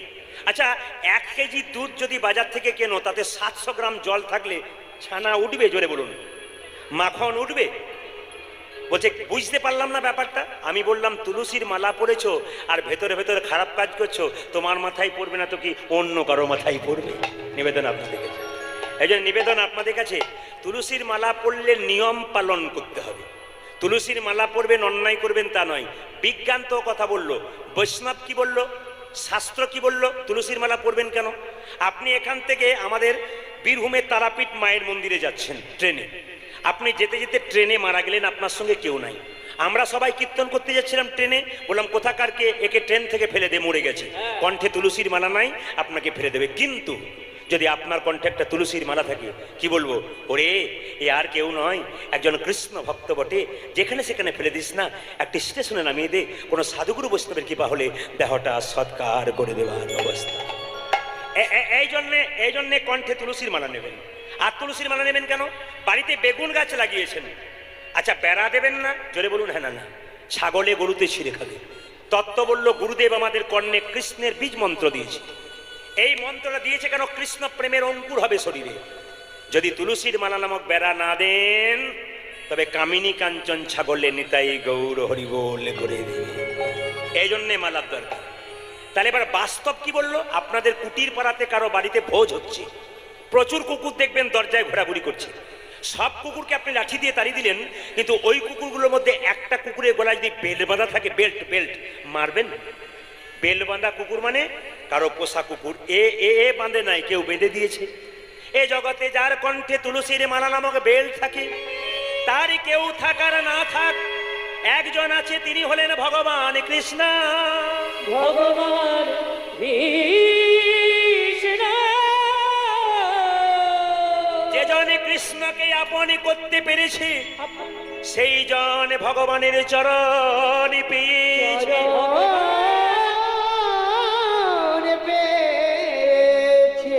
এইদিকে বাবা, তবে তুলসীর মালা নেবেন, আস্তে আস্তে এইদিকে দেখান, তুলসীর মালা নেবেন আর আমিষ খাবেন তা বললে কিন্তু হবে না।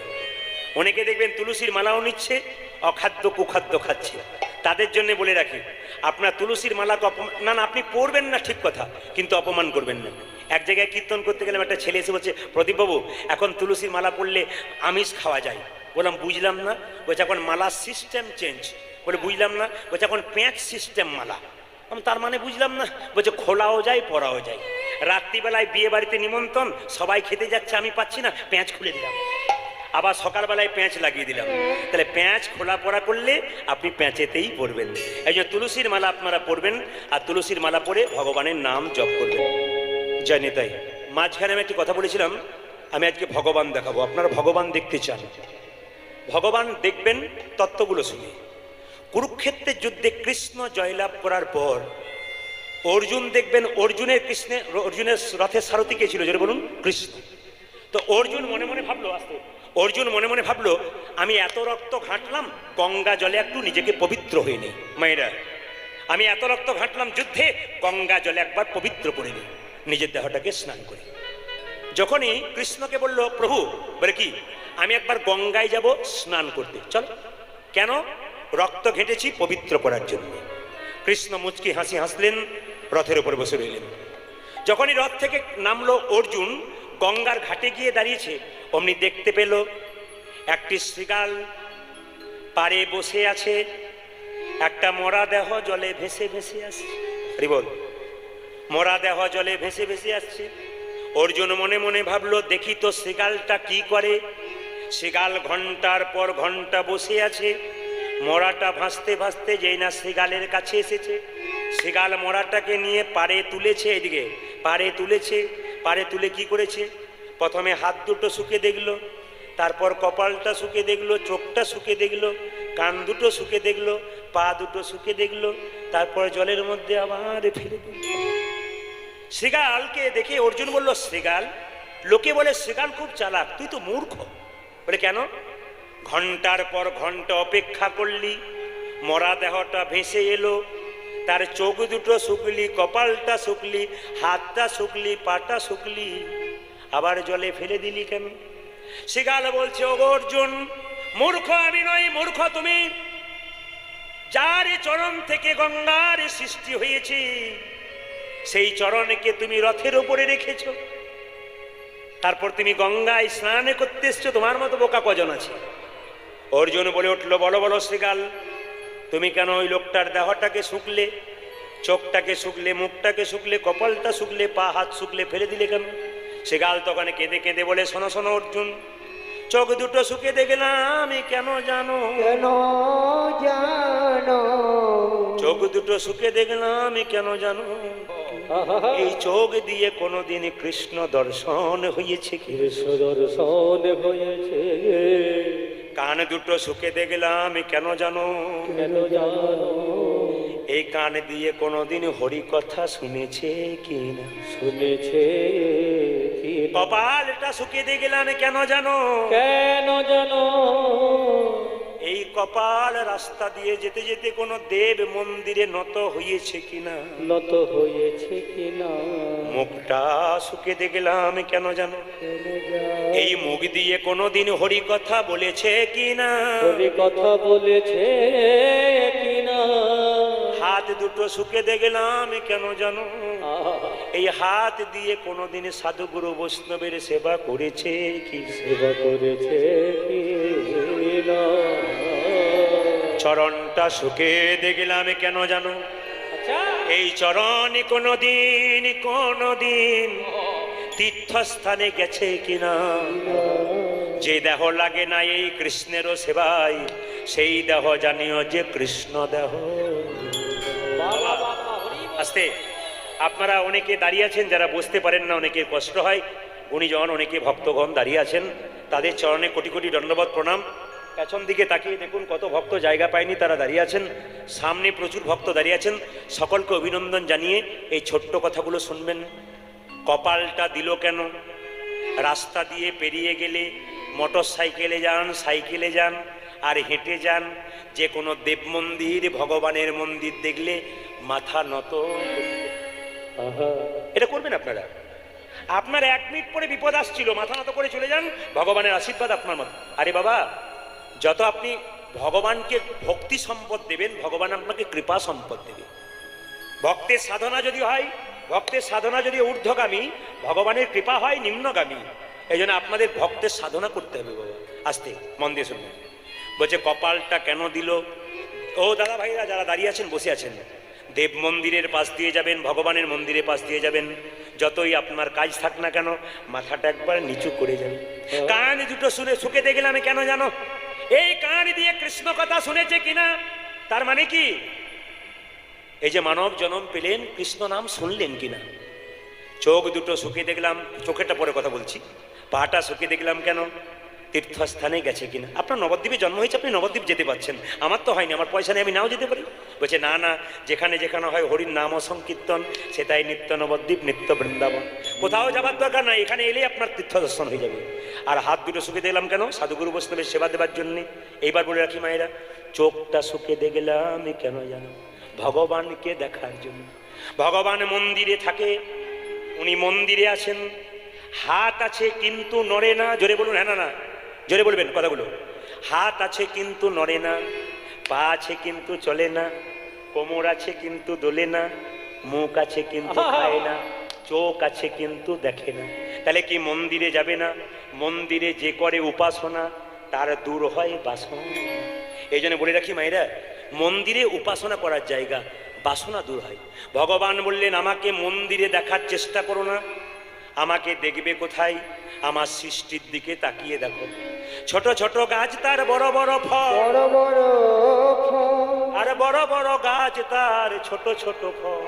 যুক্তিগুলো দেখবেন, কীর্তন শুনতে এসছেন, যুক্তি দেখবেন, অযুক্তি কথা বলে প্রতিবাদ করবেন। কিন্তু ভগবান বলল আমার সৃষ্টির দিকে তাকিয়ে দেখো, ছোট ছোট গাছ তার বড় বড় ফল, আর বড় বড় গাছ তার ছোট ছোট ফল। একটা কুমড়ো গাছ, জোরে বলবেন, একটা কুমড়ো গাছ, লতা গাছ, তার ফলের ওজন কত? 5 কেজি, 10 কেজি, 15 কেজি। কিন্তু একটা বট গাছের ফলের ওজন কত? 5 গ্রাম, 10 গ্রাম। তাহলে কুমড়ো গাছের ফল যদি 5-10 কেজি হয়, তাহলে বটের ফলটা 50 কেজি হওয়া দরকার। তাহলে বটের ফলটা ছোট দিল কেন? ভগবান বলছে গ্রীষ্মকালে, গরমকালে আমার ভক্তরা আমার গুণগান গাইতে গাইতে বট গাছের নিচে আশ্রয় নেবে। বটের ফলটা এত বড় দিলে চাপা পড়ার ভয়ে কেউ বসবে না, আমার নামও করবে না, ওই জন্য বটের ফলটা ছোট করবে। যুক্তি আছে কিনা দেখবেন। এই জন্য একটা রাখাল বালক একদিন বট গাছের উপরে বসে আছে, আর মনে মনে ভাবছে ভগবানের কোনো বিচার নাই, এত বড় গাছ আর এইটুকু ফল। বলতে বলতে নাকে একটা ফল আর চমকে উঠেছে, মনে মনে ভাবছে ভাগ্যে ফলটা এত বড় হয় নাই, নইলে আমার নাক, মুখ, চোখ সব। আচ্ছা বাবা, কিছু মনে করবেন না, আপনাদের নবদ্বীপ এলাকার জন্য বলি নাই, তবে আমাদের অনেক অনেক জায়গায় আমরা কীর্তন করি, তো কিছু মনে করবেন না, অপরাধ নেবেন না। কীর্তন করে অনেক কীর্তন কমিটি এখানে এসছেন, আমি জানি অনেক কীর্তন কমিটি কীর্তন গান শুনতে এসছেন। আচ্ছা, সবজি তো কীর্তনিয়াদের জন্য করে নাকি সেবা সময়? আচ্ছা, কোন সবজিটা কমন থাকে বলুন তো, জোরে বলুন। ও, আপনাদেরও তাহলে জানা আছে। আমি বললাম নবদ্বীপে বোধহয় হয় না। আচ্ছা, কুমড়ো হয়। আচ্ছা মায়েরা, কীর্তনিয়াদের কুমড়ো লাগে কেন? আসতে, যেমন আমরা বাড়ি দুপুরবেলায় যখন খেয়ে শুই, বাড়ি থেকে একটা ফোন আসে, আমাদেরও কিন্তু আমরাও খুব চালাক। বাড়িতে বলা আছে একবারে নাম করবে না, কমিটির দাদারা বসে থাকে, আমরা খেয়ে দিয়ে বসি, কমিটির দাদারা গল্প করে, ঘর থেকে ফোন আসে, সেবা হলো হলো কি হলো? বললাম এই হলো, সেই হলো, ওই হলো। ওপার থেকে উনি বলেন উনি আছেন। কিছু বুঝলেন? উনি আছেন মানে একবারে বলতে বারণ করেছি, খবরদার বলবে না কমিটি থাকবে।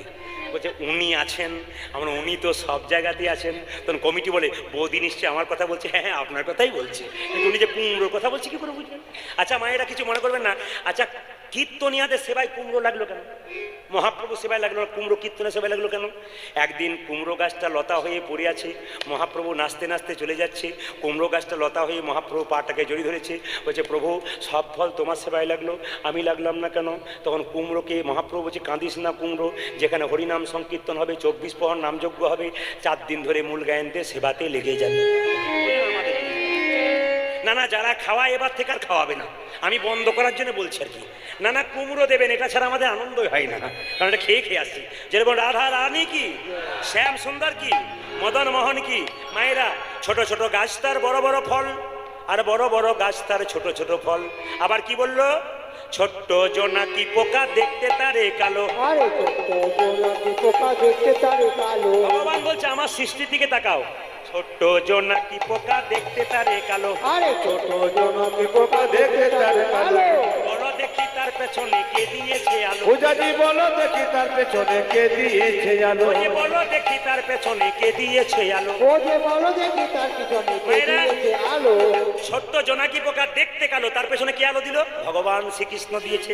প্রজাপতি কত জাতি কত জাতের ফুল। আরে প্রজাপতি কত জাতি কত জাতের ফুল। প্রজাপতি কত জাতি কত জাতের ফুল। পূজাজি প্রজাপতি কত জাতি কত জাতি ও ফুল। যে বলতে পারো এত সুন্দর সৃষ্টির কি বা মূল। আরে বলতে পারো এত সুন্দর সৃষ্টির কি বা মূল। ও যে বলতে পারো এত সুন্দর সৃষ্টির কি বা মূল। পূজাজি বলতে পারো এত সুন্দর সৃষ্টির কি বার্ম। সেই তো করেছে, সেই তো করেছে, সেই তো করেছে। পূজাজি সেই তো করেছে। পরমেশ্বর ভগবান সেই তো করেছে। ওই যে পরমেশ্বর ভগবান। হরি হরি হরি বলে পরমেশ্বর ভগবান। আজ হরি হরি হরি বলে। পরমেশ্বর ভগবান। আজ হরি হরি হরি বলে। পরমেশ্বর ভগবান। আজ হরি হরি হরি বলে। পরমেশ্বর ভগবান। আজ হরি হরি হরি বলে। সেই তো করেছে। মায়েরা, এবার লক্ষ্য করুন, একটা একটা করে শুনবেন। বিজ্ঞান বলল আমরা টেস্ট টিউবে বাচ্চা তৈরি করি। অপরাধ নেবেন না বাবা, আপনারা জানেন কোনো মেয়ে যদি বাচ্চা না হয় তাহলে টেস্ট টিউবে বাচ্চা তৈরি করা হয়। এখনকার বিজ্ঞান বলছি, আমরা টেস্ট টিউবে বাচ্চা করি। কিন্তু তোমরা বৈষ্ণব কি করেছো? বৈষ্ণব বলল তোমরা তো আজকে টেস্ট টিউবে বাচ্চা তৈরি করছো, আমরা বহুদিন আগে টেস্ট টিউবের বাচ্চা তৈরি করেছি। বলে যুক্তি দেখাও। দেখবেন মায়েরা, গান্ধারী যখন 100টা ছেলে ছিল না, জোরে বলুন, 100টা সন্তান কিন্তু টেস্ট টিউবের বাচ্চা। বলবেন কীরকম? গান্ধারী একটা মাংসপিণ্ড জন্ম দিয়েছিল না? ওটাকে 100টা টুকরো করে কেটে 100টা হাঁড়ির ভেতরে প্রদীপ জ্বালিয়ে, ঘিয়ের প্রদীপ জ্বালিয়ে ধূপ দিয়ে রেখেছিল, তার থেকে 100 সন্তান তৈরি হয়েছিল। তাহলে আজকে তারা টেস্ট টিউব দেখাচ্ছে, বহুদিন আগে টেস্ট টিউব তৈরি হয়েছে। বিজ্ঞান বলছে আমরা উড়োজাহাজ, না যুক্তি দেখবেন, বিজ্ঞান বলছে উড়োজাহাজ তৈরি করেছি। বৈষ্ণব বলল তোমার অনেক আগে আমরা করে দিয়েছি। বলে কোথায়? আমরা রাবণের পুষ্পরথ তৈরি করে দিয়েছি। জোরে বলবেন হ্যাঁ না? রাবণের পুষ্পরথ। আচ্ছা, বিজ্ঞান বলছে আমরা চাপা কল তৈরি করেছি, টিপলেই জল। বৈষ্ণব বলছে তার আগে আমরা এমন কল তৈরি করেছি আপনা আপনি জল, ওটার নাম আর্টিজিও কূপ। মনে রাখবেন, বিজ্ঞান বলল যে কোথায় করেছো তোমরা? বলছে ভীষ্ম যখন সরসজ্জায় ছিল, অর্জুনকে বলেছিল মা গঙ্গার জল পান করব, অর্জুন তীরবিদ্ধ করেছিল, ওই জল ভীষ্মের মুখে পড়েছিল, জল দিতে হয়নি, আপনি জল পড়েছিল। তাহলে যুক্তিগুলো দেখবেন।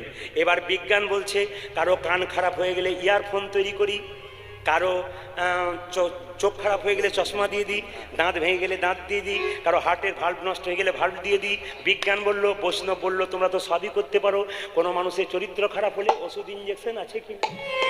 আছে, জোরে বলুন। ডাক্তার আছে আপনাদের? ওষুধ ইঞ্জেকশন আছে কি না? বৈষ্ণব বলল আমাদের ওষুধ ইঞ্জেকশন আছে, অনেককেই পরিবর্তন করেছি। বলে কোথায় করেছো? তাহলে প্রমাণ দিই। নটি বিনোদিনী দেখো বেশ্যাবৃত্তি ছিল, আরে নটি বিনোদিনী দেখো বেশ্যাবৃত্তি ছিল, নটি বিনোদিনী দেখো বেশ্যাবৃত্তি ছিল। ওজা যে নটে বিনোদিনে দেখা বেশ্যাবৃত্তি ছিল। ও যে রামকৃষ্ণের পরশেষে বৈষ্ণবী হইল, ও যে রামকৃষ্ণের পরশেষে বৈষ্ণবী হইল, ও যে রামকৃষ্ণের পরশেষে বৈষ্ণবী হইল, ওজা যে রামে কৃষ্ণ পরশেষে বৈষ্ণবী হইল। সে যে বৈষ্ণবী হলো গো, যে বৈষ্ণবী হলো, বৈষ্ণবী হলো গো, বৈষ্ণবী হলো, ও যে রামকৃষ্ণের পরশেষে বৈষ্ণবী হলো গো। ওজা যে রামে কৃষ্ণ পরশেষে, হরি হরি হরি ওজা যে রামে কৃষ্ণ পরশেষে, হরি হরি হরি ওজা যে রামে কৃষ্ণ পরশেষে, হরি হরি হরি ওজা যে রামে কৃষ্ণ পরশেষে, হরি হরি হরি ওজা যে রামে কৃষ্ণ পরশেষে, হরি হরি হরি ওজা যে রামে কৃষ্ণ পরশেষে, যে বৈষ্ণবী হলো গো, রামকৃষ্ণের পরশেষে বৈষ্ণবী হইল। ওজা যে রামে কৃষ্ণ পরশেষে বৈষ্ণবী হইল। বাবা, আপনারা এতজন কীর্তন শুনতে এসছেন, বহুজন দাঁড়িয়ে দাঁড়িয়ে আছেন, যারা বসতে পান নাই তাদের জন্য বলে রাখি, এত কষ্ট করে অক্লান্ত পরিশ্রম করে দাঁড়িয়ে আছেন, এই কথাটা শুনবেন। যশোমতীকে কৃষ্ণ প্রণাম করছে। এখন প্রশ্ন হচ্ছে আপনারাও প্রণাম করেন? জোরে বলুন হ্যাঁ না? প্রণাম করেন, কিন্তু প্রণাম আপনাদের ভুল হয় তা একটু বলে দিয়ে যাই। প্রণাম কিন্তু সাষ্টাঙ্গে করতে হয়। হরে কৃষ্ণ। যত করবেন প্রণাম তত আপনার দূর হবে অহংকার। ভেতরে যদি কারো অহংকার থাকে, বারবার বারবার দণ্ডবত প্রণাম করো, মানে কি? লাঠির মতো পড়ে যাও, তোমার কৃপা কিন্তু হবে। এইদিকে তাকাবে। মায়েরা কিন্তু কখনো উপর হয়ে শুয়ে প্রণাম করতে পাবেন না। কারা পাবে? বাবারা। মায়েরা পাবেন না কেন? ধরা দেবী যখন স্তন কর্তন করেছিল, গোবিন্দের সেবায় লাগিয়েছিল, আপনাদের বক্ষ যুগল কিন্তু আপনারা মাটিতে ঠেকাতে পাবেন না। তবে আপনারা পঞ্চাঙ্গে প্রণাম করবেন, হাঁটু গেড়ে, কিন্তু উপর হয়ে নয়, সাষ্টাঙ্গে নয়। 6টা অঙ্গ মাটির সঙ্গে ঠেকে বাবা আপনাদের। কোন কোন অঙ্গ একটু হাতে গুনে নিন। 2টো হাতের তালু, একটি ললাট, কটা হলো? 3টে। নাসিকা 4টা, বক্ষস্থল 5টা, নিম্নাঙ্গ 6টা। এই সাষ্টাঙ্গে প্রণাম করেন। এখনকার ছেলে মেয়েরা তো স্কিন টাচ প্রণাম করে, নাকি নাকি বলছেন? এখনকার বাবারা বলছে হ্যাঁ স্কিন টাচ প্রণাম। আমি দেখেছি অনেকে বসে থাকি, কোথায় যে প্রণাম করলো খুঁজে পাবে, হাঁটুতে না পেটে না এরকম করে নিয়ে মানে মুখে একবার ছুঁয়ে দিল। না না, আমি একটা কথা বলে দিই মায়েদের, আপনারা প্রণাম শেখাবেন, তবে আপনাদের এখানে যেন বলি নাই, অন্য জায়গায় যেখানে বললাম, দেখবেন ছেলেগুলো, বাচ্চা ছেলেগুলো ওই 1 কেজি 2 কেজিতে পড়তে যায় না? জোরে বলুন, 1 কেজি 2 কেজি।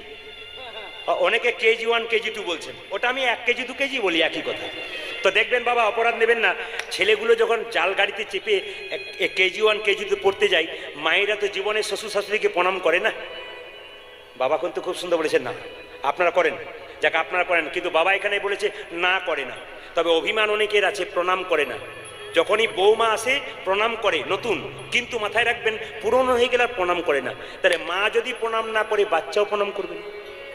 বাঘিনী যখন সাঁতার শেখায় বাচ্চাদের, আগে বাঘিনী জলে নেমে যায়, তারপর বাচ্চা নামে। মা যদি সংসারে থাকে, ধর্মের পথটা মাকে দেখাবে, তবে বাচ্চা তার পেছন পেছন। এই জন্য লক্ষ্য করুন, মাটি যদি হয় খাঁটি, সোনার ফসল ফলে। এপিজে আব্দুল কালাম বলেছেন, মায়ের কোলটা 100টা স্কুলের সমান। আপনার চলা, আপনার বলা, আপনার দেখা সব কিন্তু বাচ্চা লক্ষ্য করে। এই জন্য আপনাকে দায়িত্ব বেশি নিতে হবে, কারণ আমাদের ভাষা কিন্তু পিতৃভাষা নয়, মাতৃভাষা। পুরুষ তো জন্ম দিয়ে সংসারে কাজের জন্য চলে যায়, আর মায়েরা কি করে, বাচ্চাকে কোলে নিয়ে কত রকম কথা বলে, ওর থেকে বাচ্চা ভাষা শেখে, ওই জন্য নাম হলো মাতৃভাষা। একটু শুনে নেবেন। তো দেখবেন বাবা, জাল গাড়িতে যখন চেপে যায় ছেলেরা, তখন মা কি করে, ছেলে তো প্রণাম করে না, মা তখন কি করে, খোকা। এটার নাম কি বলুন তো? দু চারজন বলছে বলবো না, বললেই গন্ডগোল আছে, অনেকে করে। আচ্ছা, এরকম করেন না, তার মানে কি? হ্যাঁ, তখন বাচ্চা দেখবেন, মা যখন এরকম করে, বাচ্চা দেখবেন গাড়ির ভেতর থেকে মা, ওটার মানে কি বলুন তো? মা তখন এরকম করে করে বলতে চায়, কি বলে, খোকা তুই যখন বড় হবি, আমি যখন বুড়ো হব, তখন তুই আমাকে খাওয়াবি, আমি কষ্ট করে মানুষ করছি, আমাকে বাবা তুই ভুলে যাস না, ভুলে যাস না। বাচ্চা তখন এরকম করে কি বলে, একটু বড় হতে দাও, চাকরিটা পাই, বিয়েটা করি, তোমার মুখ আর আমি। জোরে বলুন। দেখে কিছু মনে করবেন না, কীর্তনের রস আছে, মজা আছে। এই জন্য আপনাদেরকে, তবে আপনারা যেভাবে এটে সেটে আজকে বসছেন, আমি সিদ্ধান্ত নিচ্ছি 3টে পর্যন্ত গান করবো। রাজি আছেন? না, 3টে রাজি আছেন? না 3টে মানে আমি ভোর 3টে বলি না, 3 ঘন্টার কথা বলেছি। আর ঘড়ির দিকে তাকান, কখন নিতাই গৌর হরিবোল হয়ে গেছে। একবার জোরে বলুন, রাধা রানী কি, শ্যাম সুন্দর কি। এরাই তো বেশি জয় বলছে, আপনাদের কম হচ্ছে। যত রাত্রি বেরোচ্ছে তত আপনাদের জয় কমছে। জোরে বলুন, রাধা রানী কি, বাবা শ্যাম সুন্দর কি, মদন মোহন কি, হরি বাসর কি, সাধুগুরু বৈষ্ণব কি, যাদের ঘুম আসছে তাদের কি, সবই জয় হয়ে গেল। এর থেকে কি বুঝলাম বাবা? এর থেকে এর থেকে কি বুঝলাম?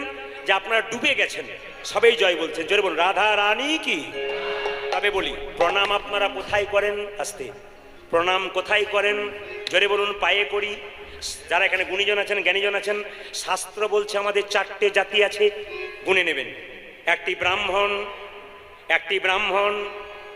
একটি ক্ষত্রিয়, একটি বৈশ্য, আর একটি শূদ্র। জোরে বলবেন হ্যাঁ না? তাহলে শাস্ত্র বললো আমাদের শরীরে 4টে জাতি আছে। পায়ে কেন প্রণাম করবেন? যুক্তিটা দেখুন।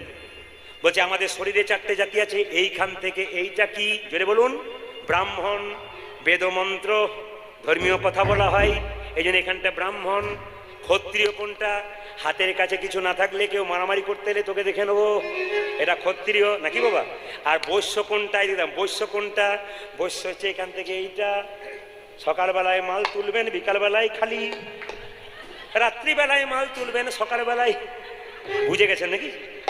বাবারা ভালো বুঝেছে। তাহলে এটা হচ্ছে বৈশ্য, তত্ত্বগুলো শুনবেন, এটা বৈশ্য। আর শূদ্র কোনটা? এইখান থেকে এইটা, ওঠে, বসে, চলে। তাহলে এখন প্রশ্ন হচ্ছে, এইখান থেকে এইটা যদি শাস্ত্র শূদ্র বলছে, আর এইখান থেকে এটা যদি ব্রাহ্মণ বলছে, তাহলে আপনারা ব্রাহ্মণকে প্রণাম করবেন না শূদ্রকে প্রণাম করবেন আগে? জোরে বলুন। যদি কোনো ব্রাহ্মণ আর শূদ্র একসঙ্গে বসে থাকে, আপনার কাকে প্রণাম করবেন আগে? শূদ্রকে না ব্রাহ্মণকে? জোরে বলুন। যদি ব্রাহ্মণকে প্রণাম করবেন আগে, তাহলে এই জায়গাটা যদি ব্রাহ্মণ, এটা যদি শূদ্র হয়, তাহলে মাথায় প্রণাম না করে পায়ে করেন কেন? না, যুক্তি আছে তো, এটা হিসাব কথা বলতে হবে। তাহলে যুক্তি আছে। আসলে পায়ে প্রণাম করি কেন, একটু আপনাদের বলে দিই, যুক্তিগুলো শুনবেন। বাচ্চা যখন মায়ের পেটে থাকে, 7 মাস বয়সে কি খাওয়া হয়? জোরে বলুন। 7 মাস বয়সে, জোরে বলুন, 7। এই 7 মাস বয়সে 7 খাওয়ানো হয় কেন? কৃষ্ণ 7 মাস বয়সে, কৃষ্ণ রসতত্ত্ব মঞ্জুরি যারা বই পড়েছেন, কৃষ্ণ 7 মাস বয়সে গর্ভের মধ্যে আমাদের দেখা দেয়। তখন মা কি করে? 7 খাওয়ায়। 7 খাওয়াটা মায়ের নয়, কৃষ্ণের পুজো নিয়ে যাওয়া। সেদিন যদি আপনি খারাপ পুজো নিয়ে যাবেন, মানে আমিষ জাতীয় খাবার নিয়ে যাবেন, তবে সেই ছেলেটা কি হবে? সুস্থ হবে না দুষ্ট হবে? জোরে বলুন। আজকালকার মেয়েদের 7 মাসে পেটে বাচ্চা থাকলে মেয়েরা দোকানে গিয়ে ফুচকা খায়, আর যে যত ফুচকা খায় তা তত ফুচকে ছেলের জন্ম। আপনাদের এখানে হয় না, অন্য জায়গায় জন্য বললাম, আপনাদের এখানে হয় না। তাহলে মায়েরা বলছে ঠিকই বলেছেন। তো লক্ষ্য করুন, মায়েরা মায়ের পেটে যখন বাচ্চা থাকে, তখন লক্ষ্য করুন 7 মাস বয়সে নিরামিষ খেতে হয়, এটা 7 খাওয়া বলা হয় কৃষ্ণ ভক্ত সন্তান জন্ম নিতে গেলে। আচ্ছা, বাচ্চা যখন পেটে থাকে, মাথা উপর দিকে না পা উপর দিকে? জোরে বলুন, জোরে বলুন। ছবি করে দেখেছেন নাকি? কোন দিকে থাকে? মাথাটা নিচের দিকে থাকে, পাটা উপর দিকে থাকে। আচ্ছা বলুন তো, যদি 7 মাস বয়সে কৃষ্ণ আমাদের দেখা দেয়, মাথা যদি নিচের দিকে থাকে, পা যদি উপর দিকে থাকে, তাহলে কৃষ্ণ কোন দিকে বসবে? মাথার দিকে না পায়ের দিকে? জোরে বলুন। 2-4 জন ভাবছে বলে, কাল ফোন নাম্বার নিয়ে আপনাকে বলে দেবো। কোন দিকে থাকে বলুন? মাথার দিকে কৃষ্ণ বসে। মাথাটা তো নিচের দিকে থাকে, পা তো উপর দিকে থাকে। কৃষ্ণ কি মাথার দিকে বসে না পায়ের দিকে বসে? জোরে বলুন। পায়ের দিকে বসে, তার প্রমাণটা দেখুন। পায়ের দিকে বসে কিরকম? আচ্ছা, কৃষ্ণ যেখানে বসে সেই জায়গার নাম পদ্মাসন। পদ্মের গায়ের রং কেমন? জোরে বলুন। কালো নাকি? কালো? যে না কালো বলছে, দুই চারজন মা বলছে হ্যাঁ হ্যাঁ কালো। আপনি কি ভুল বলছেন? আচ্ছা, পায়ের রংটা কি হয় মা? পায়ের রংটা গোলাপি মানে লাল টাইপের হয় না? তাহলে ছেলে কালো হোক আর সাদা হোক, পায়ের রং কেমন হয়? লাল হয়। কেন বলুন তো? কৃষ্ণ পায়ে বসে। কৃষ্ণ পায়ে বসে 7 মাসে আমাদের দেখা দেয়, তাই আমরা নিতাই গৌর হরিগৌর বলি, পায়েতেই প্রণাম করি। এই জন্য আমরা পায়ে প্রণাম করি। কারা কারা বৃন্দাবনে গেছেন হাত তুলবেন? কারা কারা বৃন্দাবনে গেছেন? যারা যারা বৃন্দাবনে গেছেন খুব খুশি আমি, কিন্তু একটা কথা বলে যাই। বৃন্দাবনে যে কদম্ব বৃক্ষের উপরে চেপে গোবিন্দ কালিদহের জলে ঝাঁপ দিয়েছিল এবং কালিয়নাগকে দমন করেছিল, সেই গাছটা কিন্তু এখনো বর্তমান আছে। প্রশ্ন করবেন যে কালিদহটা কিন্তু অনেক দূরে সরে গেছে, এখন যদি এখন যান তাহলে সরে গেছে যমুনা নদীটা, কিন্তু গাছটা এখনো বেঁচে আছে। প্রমাণ দিচ্ছে কৃষ্ণ লীলা করেছিলেন। আচ্ছা, ওই গাছটা এখনো বেঁচে আছে, কদম্ব বৃক্ষটা কেন? শাস্ত্র বলল কদম্ব বৃক্ষটা হলো মা লক্ষ্মী, এই জন্য এখনো বেঁচে আছে। আর শাস্ত্র বলেছে যে কদম্ব বৃক্ষটা বেঁচে আছে কেন না, গরুর তার মায়ের দাসিত্ব মোচন করার জন্য অমৃত এনে কদম্ব ডালে গাছে রেখেছিল। এখন লক্ষ্য করুন, একটা এখানে প্রশ্ন জাগবে আপনাদের মনে। সাপ দেখেছেন তো? জোরে বলুন হ্যাঁ না না। আচ্ছা, সাপের জিভটা কাটা থাকে না গোটা থাকে? জোরে বলুন। কাটা থাকে। সাপের জিভটা কাটা হলো কেন? দুটো তত্ত্ব একসঙ্গে বেরোচ্ছে। কদম্ব গাছটি বেঁচে আছে এই জন্যে যে গরুর তার মায়ের দাসিত্ব মোচনের জন্য অমৃত এনে কদম্ব বৃক্ষের উপর রেখেছিল, এই জন্য কদম্ব বৃক্ষ অমৃতের স্পর্শ পেয়ে এখনো অমর হয়েছে। আর ওই কদম্ব বৃক্ষের উপরে অমৃত রেখেছিল বলে ওই সাপগুলো মনে মনে ভাবছিল যদি একটুখানি অমৃত ঘাসের মধ্যে পড়ে যায়, একটু চেটে চেটে খাবো, আর অমৃত পেয়ে গেলে আমরা অমর হয়ে যাব। ঘাসের মধ্যে চেটেছিল ঠিক কথা, কিন্তু অমৃত পায় নাই। যে ঘাসের উপরে চাটছিল সেই ঘাসটার নাম এরকা ঘাস, যাকে আপনারা কুশ ঘাস বলেন। একটু আঙুল দিলেই আঙুল কেটে যায়। ওই জিভ দিয়ে চাটতে চাটতে জিভটা তখন থেকে দুটুকরো হয়ে গেছিল, সেই জন্য এখনো পর্যন্ত সাপের জিভটা দুটুকরো থাকে। আচ্ছা, কৃষ্ণ কালিয়নাগকে দমন করেছিল কোন দিন? এতজন এখানে কীর্তন শুনছেন, নবদ্বীপের মানুষ আপনারা একজন হাত তুলে বলুন তো, কৃষ্ণ কালিয়নাগকে কোন দিন দমন করেছিল? তাহলে বলেই দিই, ঝুলন পূর্ণিমার দিনে। কৃষ্ণ যেদিন কালিয়নাগকে দমন করেছিল সেদিন একজনের জন্মদিন ছিল। কার নাম বলুন? কার জন্মদিন ছিল? দাদা বলরামের। কৃষ্ণ জানে দাদা বলাই যদি আমার সঙ্গে যাই তাহলে তো আমাকে দমন করতে দেবে না, সাপের কাছকে যেতেই দেবে না, ভয়ে আগলে রাখবে। আজকে দাদার জন্মদিন, এই ফাঁকে আমি চলে যাব। কৃষ্ণ চতুরের শিরোমণি। এখন লক্ষ্য করুন, আপনার দেখবেন সাপের মাথাতে একটা এস চিহ্ন থাকে না? এস এস উল্টো এস থাকে না? দেখেছেন তো? ওটা কি বলুন তো? ভগবান কৃষ্ণের চরণ চিহ্ন। এইবার আপনাদের বলে যাই, সেদিন বলরামের জন্মদিন ছিল। আপনারা আপনাদের বাচ্চাদের জন্মদিন করেন তো? জোরে বলুন হ্যাঁ না না। আচ্ছা, সেদিন পরমান্ন তৈরি করেন না বাজার থেকে কেক এনে কাটেন? দু চারজন বলছে পরমান্ন আনি, দু চারজন বলছে না না এখন তো বাজার থেকে। আচ্ছা, না না, আপনারা যারা পরমান্ন দেন আপনারা তো বৈষ্ণব মানুষ, ভক্ত মানুষ, যারা প্রসাদ পায়, প্রসাদ ভোজী যারা, তাদের কথা ছেড়ে দিন। কিন্তু যারা প্রসাদ ভোজী নয়, প্রসাদ ভোজী হয়েও আমরা নকল করছি কি? পাশ্চাত্য সভ্যতাকে। একটা কেক কেটে কেক এনে, কেকের মধ্যে কি থাকে নাম করা উচিত নয় আসলে, আপনারা সবাই জানেন। একটা মোমবাতি জেলে কি বলেন? হ্যাপি বার্থডে টু ইউ ফুস, নাকি? তাহলে বলুন তো, প্রদীপটা জ্বালা উচিত না নেভানো উচিত? কি মনে হয় আপনার? তাহলে ঘিয়ের প্রদীপ সেই দিন জানাবেন, ভগবানের চরণে পরমান্ন দেবেন, সেই পরমান্ন বাচ্চাকে দেবেন। ঘিয়ের প্রদীপটা জ্বালাচ্ছে কেন? তার জীবন প্রদীপ যেন অনেক দিন পর্যন্ত জ্বলে থাকে। আপনি নেভাতে চাইবেন না, কিন্তু আমরা সব নিভিয়ে দিই। এটাই সব।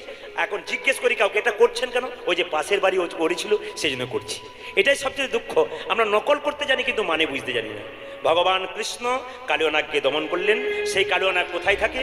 ওগো কালিন্দির এক দহে কালী নাগ তাহে রহে। রে কালিন্দির এক দহে কালী নাগ রহে তাহে। কালিন্দির এক দহে কালী নাগ তাহে রহে। কালিন্দির এক দহে কালী নাগ রগে তাগে বিষ জলে দহন সমান ওই দেখো বিষ জলে দহন সমান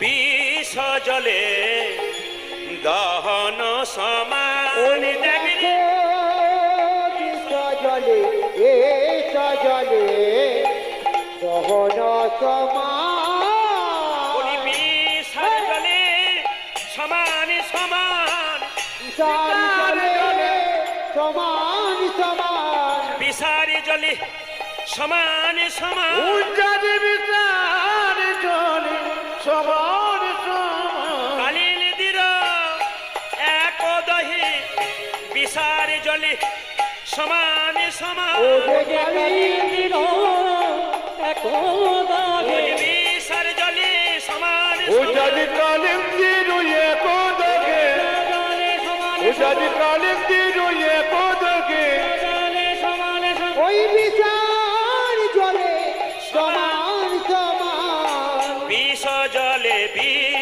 জলে দহন সমান বাবা কিছু মনে করবেন না, কালীদহের জলে কালীয় নাগ থাকে, জলটা বিষ হয়ে গেছে। কেন বিষ হলো? আপনাদের নবদ্বীপ এলাকায় আছে কিনা জানি না, আমাদের বীরভূমে বিভিন্ন জায়গাতে পুকুর আছে, সেই পুকুরে পদ্ম ফুল ফোটে না? তো যেখানে পদ্ম ফুল ফোটে সেখানে কিন্তু একটা সাপ থাকে, সাপটার নাম পদ্মনাগ। আমরা পেপারে পড়েছি, রেডিওতে শুনেছি, আগে টিভিতেও দেখেছি। পদ্ম ফুল তুলতে গিয়ে অনেক মানুষ পদ্মনাগ সাপের কামড়ে মারা গেছে। মানে ওই যে জলে কামড়েছে পার পর্যন্ত উঠতে পারেনি, এত বিষ। তাহলে আপনাদের মনে প্রশ্ন জাগবে, যেখানে পদ্ম ফুল থাকে সেখানে পদ্মনাগ সাপ থাকে, সেই জলটা বিষ হলো না? রাখাল বালকেরা সেই পুকুরের জল আগে খেত, গরু বাছুরে খায় না বাবা, কিন্তু সেই জলটা বিষ হয় না। তাহলে কালীনাগ যেখানে থাকে সেই জলটা বিষ হলো কেন? তত্ত্ব কোন জায়গায় দাঁড়াচ্ছে? কুরুক্ষেত্রের যুদ্ধে কৃষ্ণ জয়লাভ করার পর সবাইকে সবকিছু দিল। কালীনাগ কেঁদে কেঁদে বললে, হে গোবিন্দ, তুমি সবাইকে উদ্ধার করলে, আমাকে উদ্ধার করো। ভগবান কর্ণপাত করলো না। কালীনাগ মনে মনে ভাবলো, হে গোবিন্দ, আহা, তুমি যদি আমার কথা না শোনো, তোমার সঙ্গে মিত্রতা করতে না পেলে তোমার সঙ্গে শত্রুতা করতে আরম্ভ করবো। দেখি শত্রুতা করে তোমাকে পাই কিনা। হিরণ্যকশিপু শত্রুতা করেছিল, একদিন তো চরণ পেয়েছিল, তা আমি শত্রুতা আরম্ভ করবো। কি করলো না, সেখানে এত বিষ ঢালতে শুরু করলো যে বিষের জ্বালায় ছটফট করতে করতে পশু পাখিরা ছটফট করতে করতে মরতে লাগলো। আর মৃত্যুর আগে তারা কেঁদে কেঁদে বললো, হে গোবিন্দ, বৃন্দাবনে বাস করি, নদীর জল পান করি, গাছের ফল খাই, আর প্রেমানন্দে তোমার গুণগান গাই। যেখানে শুধু আনন্দ আছে, দুঃখ নাই, সেখানে কেন কালীনাগ আমাদের বিষের জ্বালাই আমাদের শরীরটাকে একবারে জ্বালিয়ে দিচ্ছে? প্রভু তুমি বিচার করো। বাবা, ভক্তবৎসল ভগবান ভক্তের কষ্ট সহ্য করতে পারে না, তাই ভগবান সেখানে এলেন। পদকর্তা বললেন, তাহার পরে বাই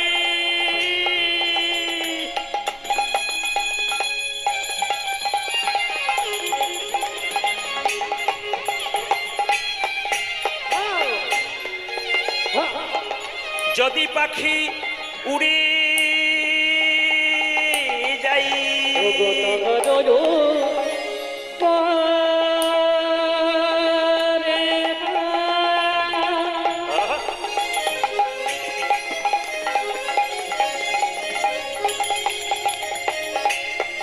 পাখি উড়ে যায়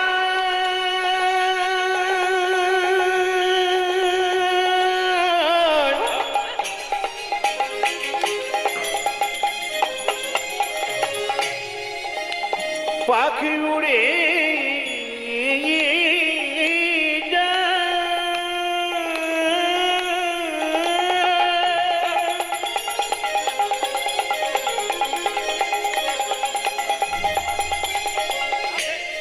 পাখি উড়ে যায়, উড়ে যায় তাহার উপরে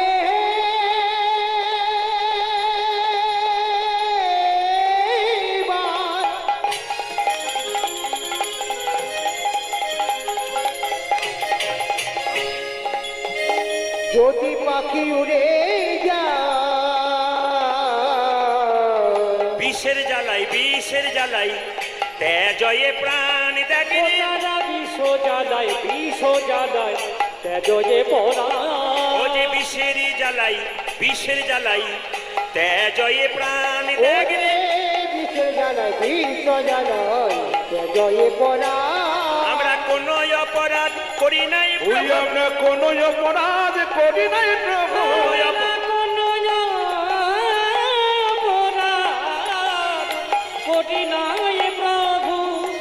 ওই আমরা কোনো অপরাধ করি নাই প্রভু বিনা দোষে প্রাণ হারালাম কোনো অপরাধ করি নাই প্রভু। ওই আমরা বিচির জ্বালায় প্রাণে হারালাম কোনো অপরাধ করি নাই ওই আমরা বিচির জ্বালায় প্রাণ হারালাম ওই আমরা বিষ্ণু জ্বালায় প্রাণ হারালাম আমরা কোনো অপরাধ করি নাই প্রভু বিষ জলে বিষ জ্বালায় তেজয়ে প্রাণ। কিভাবে সাজাবো? আমায় সাজাইয়ে দাও মা, সাজাইয়ে দাও, আমায় সাজায়ে দাও মা সাজায়ে দাও গো সাজাইয়ে দাও মা, সাজাইয়ে দাও মা। আমায় সাজাইয়ে দাও মা সাজাইয়ে দাও মা উঠে যাবার সময় হলো, সাজাইয়ে দাও মা, সাজাইয়ে দাও। ওই আজ গোঠে যাওয়ার সময় হলো সাজাই দামা সাজাই দামা উঠে যাবার বাবার সময় সময় হলো, হলো সাজাইয়ে সাজাইয়ে দাও মা সাজাইয়ে দাও আমার পক্ষে যাবার সময় হলো সাজায়ে দাও মা সাজায়ে দাও গো উঠে যাবার সময় হলো, সাজাইয়ে দাও মা, সাজাইয়ে দাও। উজাজ গোটে যাবার সময় হলো সাজাই দামা সাজাই যে দামা সিদামে সুদামে দাঁড়াইয়ে আছে, সাজাইয়ে দাও মা, সাজাইয়ে ও দাও। যে সিদাম সুদাম দাঁড়ায়ে আছে সাজায়ে দাও মা সাজায়ে দাও ও গো যে সিদামে সুদামে দাঁড়াইয়ে আছে, সাজাইয়ে দাও মা, সাজাইয়ে দাও। ও গো সিদামে সুদামে দাঁড়াইয়ে যাচ্ছে সাজাইয়ে দাও মা সাজাইয়ে দাও মা আর যে ধৈর্য ধরে না মা, সাজাইয়ে দাও মা, সাজাইয়ে দাও। উজাজ আজে ধৈর্য ধরে নামা সাজাই দামা সাজাই আমার দামা আর যে ধৈর্য ধরে না মা, সাজাইয়ে দাও মা, সাজাইয়ে দাও। ও যে আর যে ধৈর্য ধরে নামা আমার গোঠে যাবার সময় ওই হলো, মায়ার যে ধৈর্য ধরে নামা উঠে যাবার সময় হলো মায়ার যে ধৈর্য ধরে নামা উঠে যাবার সময় হলো সাজাই দামা সাজাই দামা তুই বনে গিয়ে কি করবি মা? তুমি তো আমার কথা ভাবছো, কিন্তু দেখো তো নব লক্ষ ধেনুর দল কে যোগাবে তৃণ দল, আরে না বলো ধেনুর জল এই জগাবে তিন জল নব লক্ষ ধেনুর দল কে যোগাবে তৃণ দল।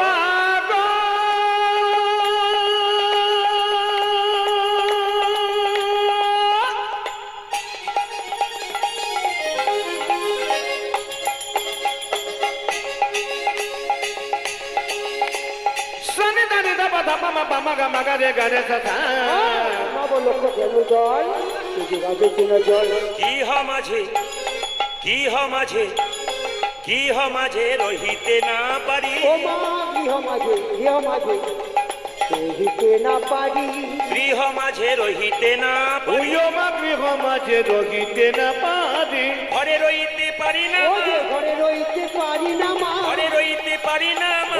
ঘরে রইতে পারি না মা ভক্ত যদি আমায় ডাকে ঘরে রইতে পারি না, উজাজি ভক্ত যদি আমায় নাকি ঘরে রইতে পারি না মা। ভক্ত যদি আমায় ডাকে ঘরে রইতে পারি না, ও যে ভক্ত যদি আমায় ডাকে ঘরে রইতে পারি না মা। উজাজি ভক্ত যদি আমায় ডাকে রইতে পারি না উজাজি ভক্ত যদি আমায় ডাকে ঘরে রইতে পারি না মা গৃহ মাঝে রইতে না পারি ওই আমার গৃহ মাঝে রহিতে না পারি ভক্ত যদি, ভগবান যদি ভক্তকে ডাকে, ভক্ত আর থাকতে পারে না বাবা।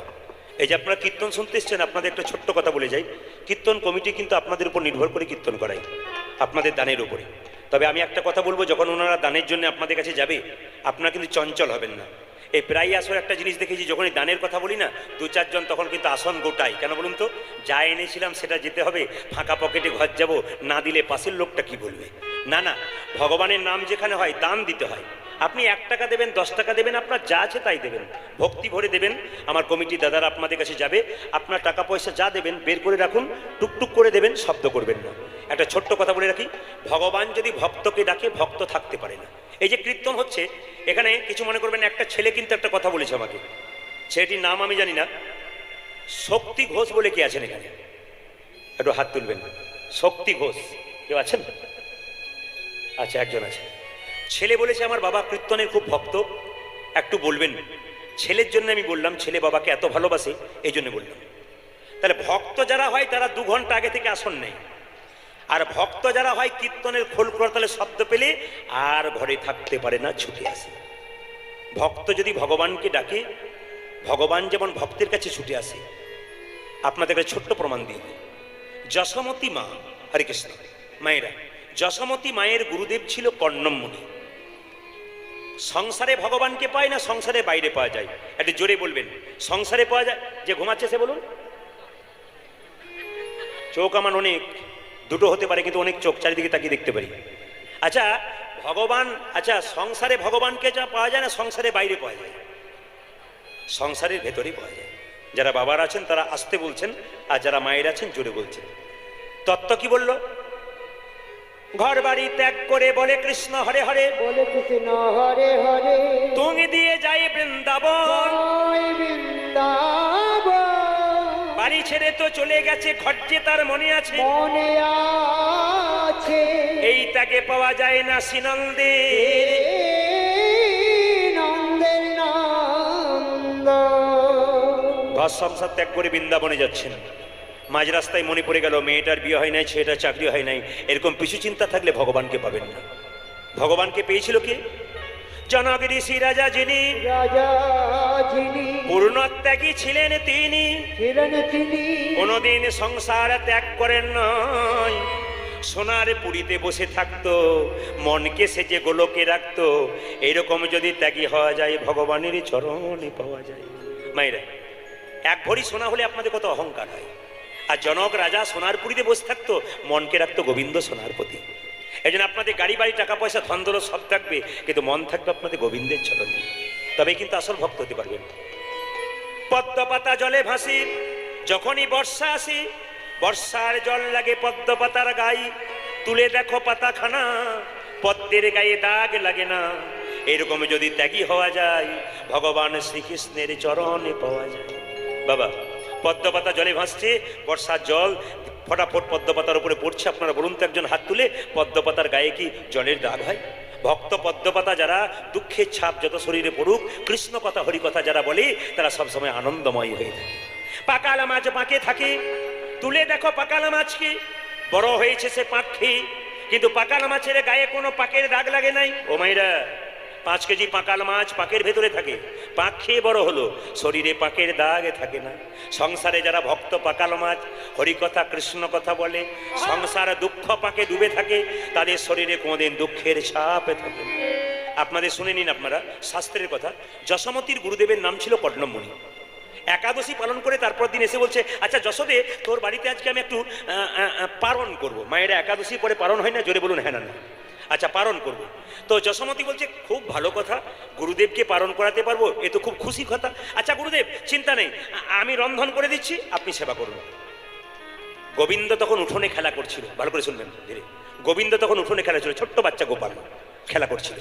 আর সঙ্গে সঙ্গে গুরুদেব বলছে, না না যশোদে, তোদের হাতে খাবো না, তোরা হলি গোয়ালিনীর জাতি, তোদের হাতে খেলে হবে আমার ক্ষতি। ছোট্ট বালক গোপাল মনে মনে ভাবছে, ও গো গুরুদেব, তুমি আমার মায়ের গুরুদেব হতে পারো, কিন্তু যেখানে এসেছো তুমি জাতির বিচার করছো।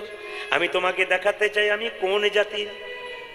তুমি এতদিন বনে জঙ্গলে ঘুরে বেরিয়েছ আমাকে পাবার জন্যে, আজ তোমাকে দেখাবো আমি কোথায় থাকি, সংসারে আছি।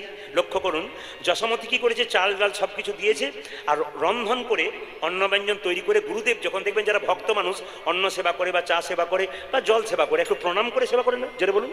এখন দেখুন কর্ণমুনি কি করেছে, যে না অন্নব্যঞ্জন তৈরি করে শ্রী মধুসূদন বলে কপালে ঠেকিয়েছে, সঙ্গে সঙ্গে চোখ দুটো মুজে যেই না মধুসূদনকে স্মরণ করছে, ছোট্ট গোপাল হামাগুড়ি দিতে দিতে অন্নের মধ্যে চপ চপ চপ চপ শব্দে হতে শুরু করেছে।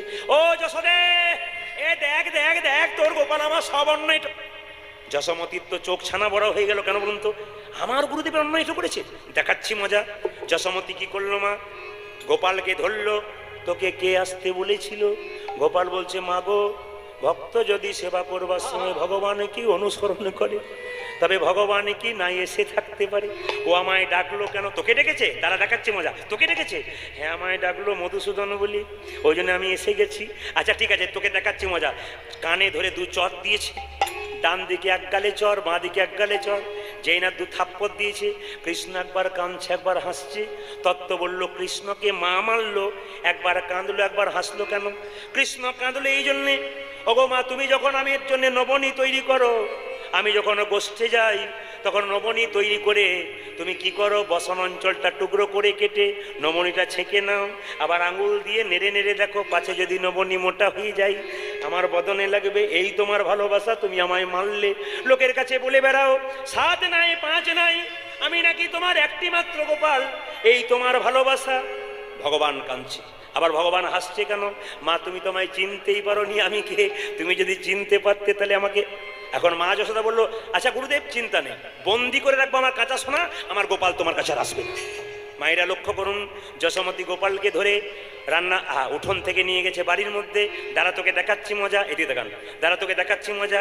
জানলার মধ্যে দড়ি দিয়ে বাঁধতে বাঁধতে বাঁধতে বাঁধতে গিঁট দিতে যাচ্ছে আর বাঁধা হচ্ছে না। বলছে আচ্ছা ছেলের পাল্লাই পড়লুম বাপু। ভগবান বলছে মা গো, দড়ি দিয়ে কেউ যদি জগতে আমায় বাঁধে তাহলে বাঁধতে পারে না, কোন ভক্ত যদি আমায় প্রেমের বাঁধনে বাঁধতে পারে, একমাত্র তার বাঁধনে আমি ধরা দিই। তুমি একদিন ছিলে ধরা দেবী, স্তন কর্তন করে তুমি আমার সেবা করেছিলে, তোমার প্রেমে ধরা দিয়েছিলাম, আমি তোমার গোপাল হয়েছি। ওগো মা, আমাকে এমনি বাঁধতে পারে না। মা কি করেছে, যখন গিঁট দিতে যাচ্ছে 2 আঙুল কম পড়ছে। তত্ত্ব বলল 2 আঙুল কেন? সেই সময় যশোমতী যখন বাঁধছিল গোপালকে, 2টো জিনিসের অভাব ছিল, একটি প্রেম একটি ভক্তি। ওই জন্য কি ছিল, 2 আঙুল কম পড়ে যাচ্ছে। যশোমতী বলছে দাঁড়া তোকে দেখাচ্ছি মজা। বাঁধা হলো না তো, দরজাটাকে বন্ধ করে শেকলটা দিয়ে দিই। গুরুদেবকে বলছে গুরুদেব চাল ডাল সব এনে দিলাম, এবার অন্ন ব্যঞ্জন তৈরি করুন। বন্দি করে রেখেছে আমার কাঁচা সোনার, আমার গোপাল আসবে না। যশোমতী রান্নাশালে রান্না করতে গেছে, আর সেই ফাঁকে গুরুদেব রন্ধন তৈরি করে যে না শ্রী মধুসূদন বলে আবার কপালে দিয়েছে, কোথা থেকে গোপাল এসে আবার খেতে শুরু করেছে। যশোদে দেখ দেখ দেখ, আবার তোর গোপাল। যশোমতী রান্নাশাল থেকে বলছে গুরুদেব আপনি ভুল বলছেন। বলে কেন? ও আমার গোপাল নয়, নিশ্চয় পাড়ার কেউ বটে, তুই একবার দেখে যা। যেই না যশোমতী বেরিয়েছে, দেখছে সত্যি আমার গোপাল বসে আছে। বললো গুরুদেব এ আমি কি দেখলাম, আমি তো আমার বন্দি রেখেছি কাঁচা সোনা, আমার গোপাল আসবে না, তাহলে গোপাল এলো কি করে? গুরুদেব বলছে আরে যশোমতী তুই বন্দি করে রেখেছিস? বলে হ্যাঁ আমি বন্দি করে রেখেছি। যেই না দরজাটা খুলেছে, অমনি দিল ঘরে গোপাল বাইরে গোপাল, ঘরে গোপাল বাইরে গোপাল, ঘরে গোপাল বাইরে গোপাল, ঘরে গোপাল বাইরে গোপাল, মনির বড় ভালো কপাল, ঘরে গোপাল বাইরে গোপাল। ওজাজ মনির বড় ভালো গোপাল, ঘরে গোপাল বাজে গোপাল, মনির বড় ভালো কপাল, ঘরে গোপাল বাইরে গোপাল। মনির বড় ভালো কপাল, ও যে ভাগ্য নইলে মিলে না, আজ মনির বড় ভালো গোপাল, ভাগ্য নইলে মিলে না, ওজাজ মনির বড় ভালো ভাগ্য গোপাল, নইলে মিলে না। ওজাজ মনির বড় ভালো গোপাল, ঘরে গোপাল বাইরে গোপাল। শ্যাম সুন্দর কি না, যে পরিমাণ ভক্ত হয়েছে একটু জোরে আশা করছি। শ্যাম সুন্দর কি, এত জোরে বলবেন যেন হেমাদপুর পর্যন্ত যায়। বলুন রাধা রানী কি। মায়েরা কি বলছেন ভয়? আচ্ছা জোরে বলুন শ্যাম সুন্দর কি। বাবা সাধুগুরু বৈষ্ণব কি, ভগবান কৃষ্ণ কি। মা আমাকে সাজিয়ে দাও, তুই কোথায় যাবি? মাগো আমি চড়াবো বাছুর। মা ও মা গোয়াবে, মা গোয়াবে, চড়াবো বাছুর। ও যে মা গোয়ামি, মা গোয়ামি চড়াবো বাছুর। মা মাগো যাবে, মাগো যাবে, চড়াবো চড়াবো বাছুর। আবার পড়াইয়া দেহ ধরা, মন্ত্র পড়ি বাঁধি চূড়া। আর পরাইয়া দেহ ধরা, মন্ত্র পরি বাঁধ চূড়া। উলধ্বনি।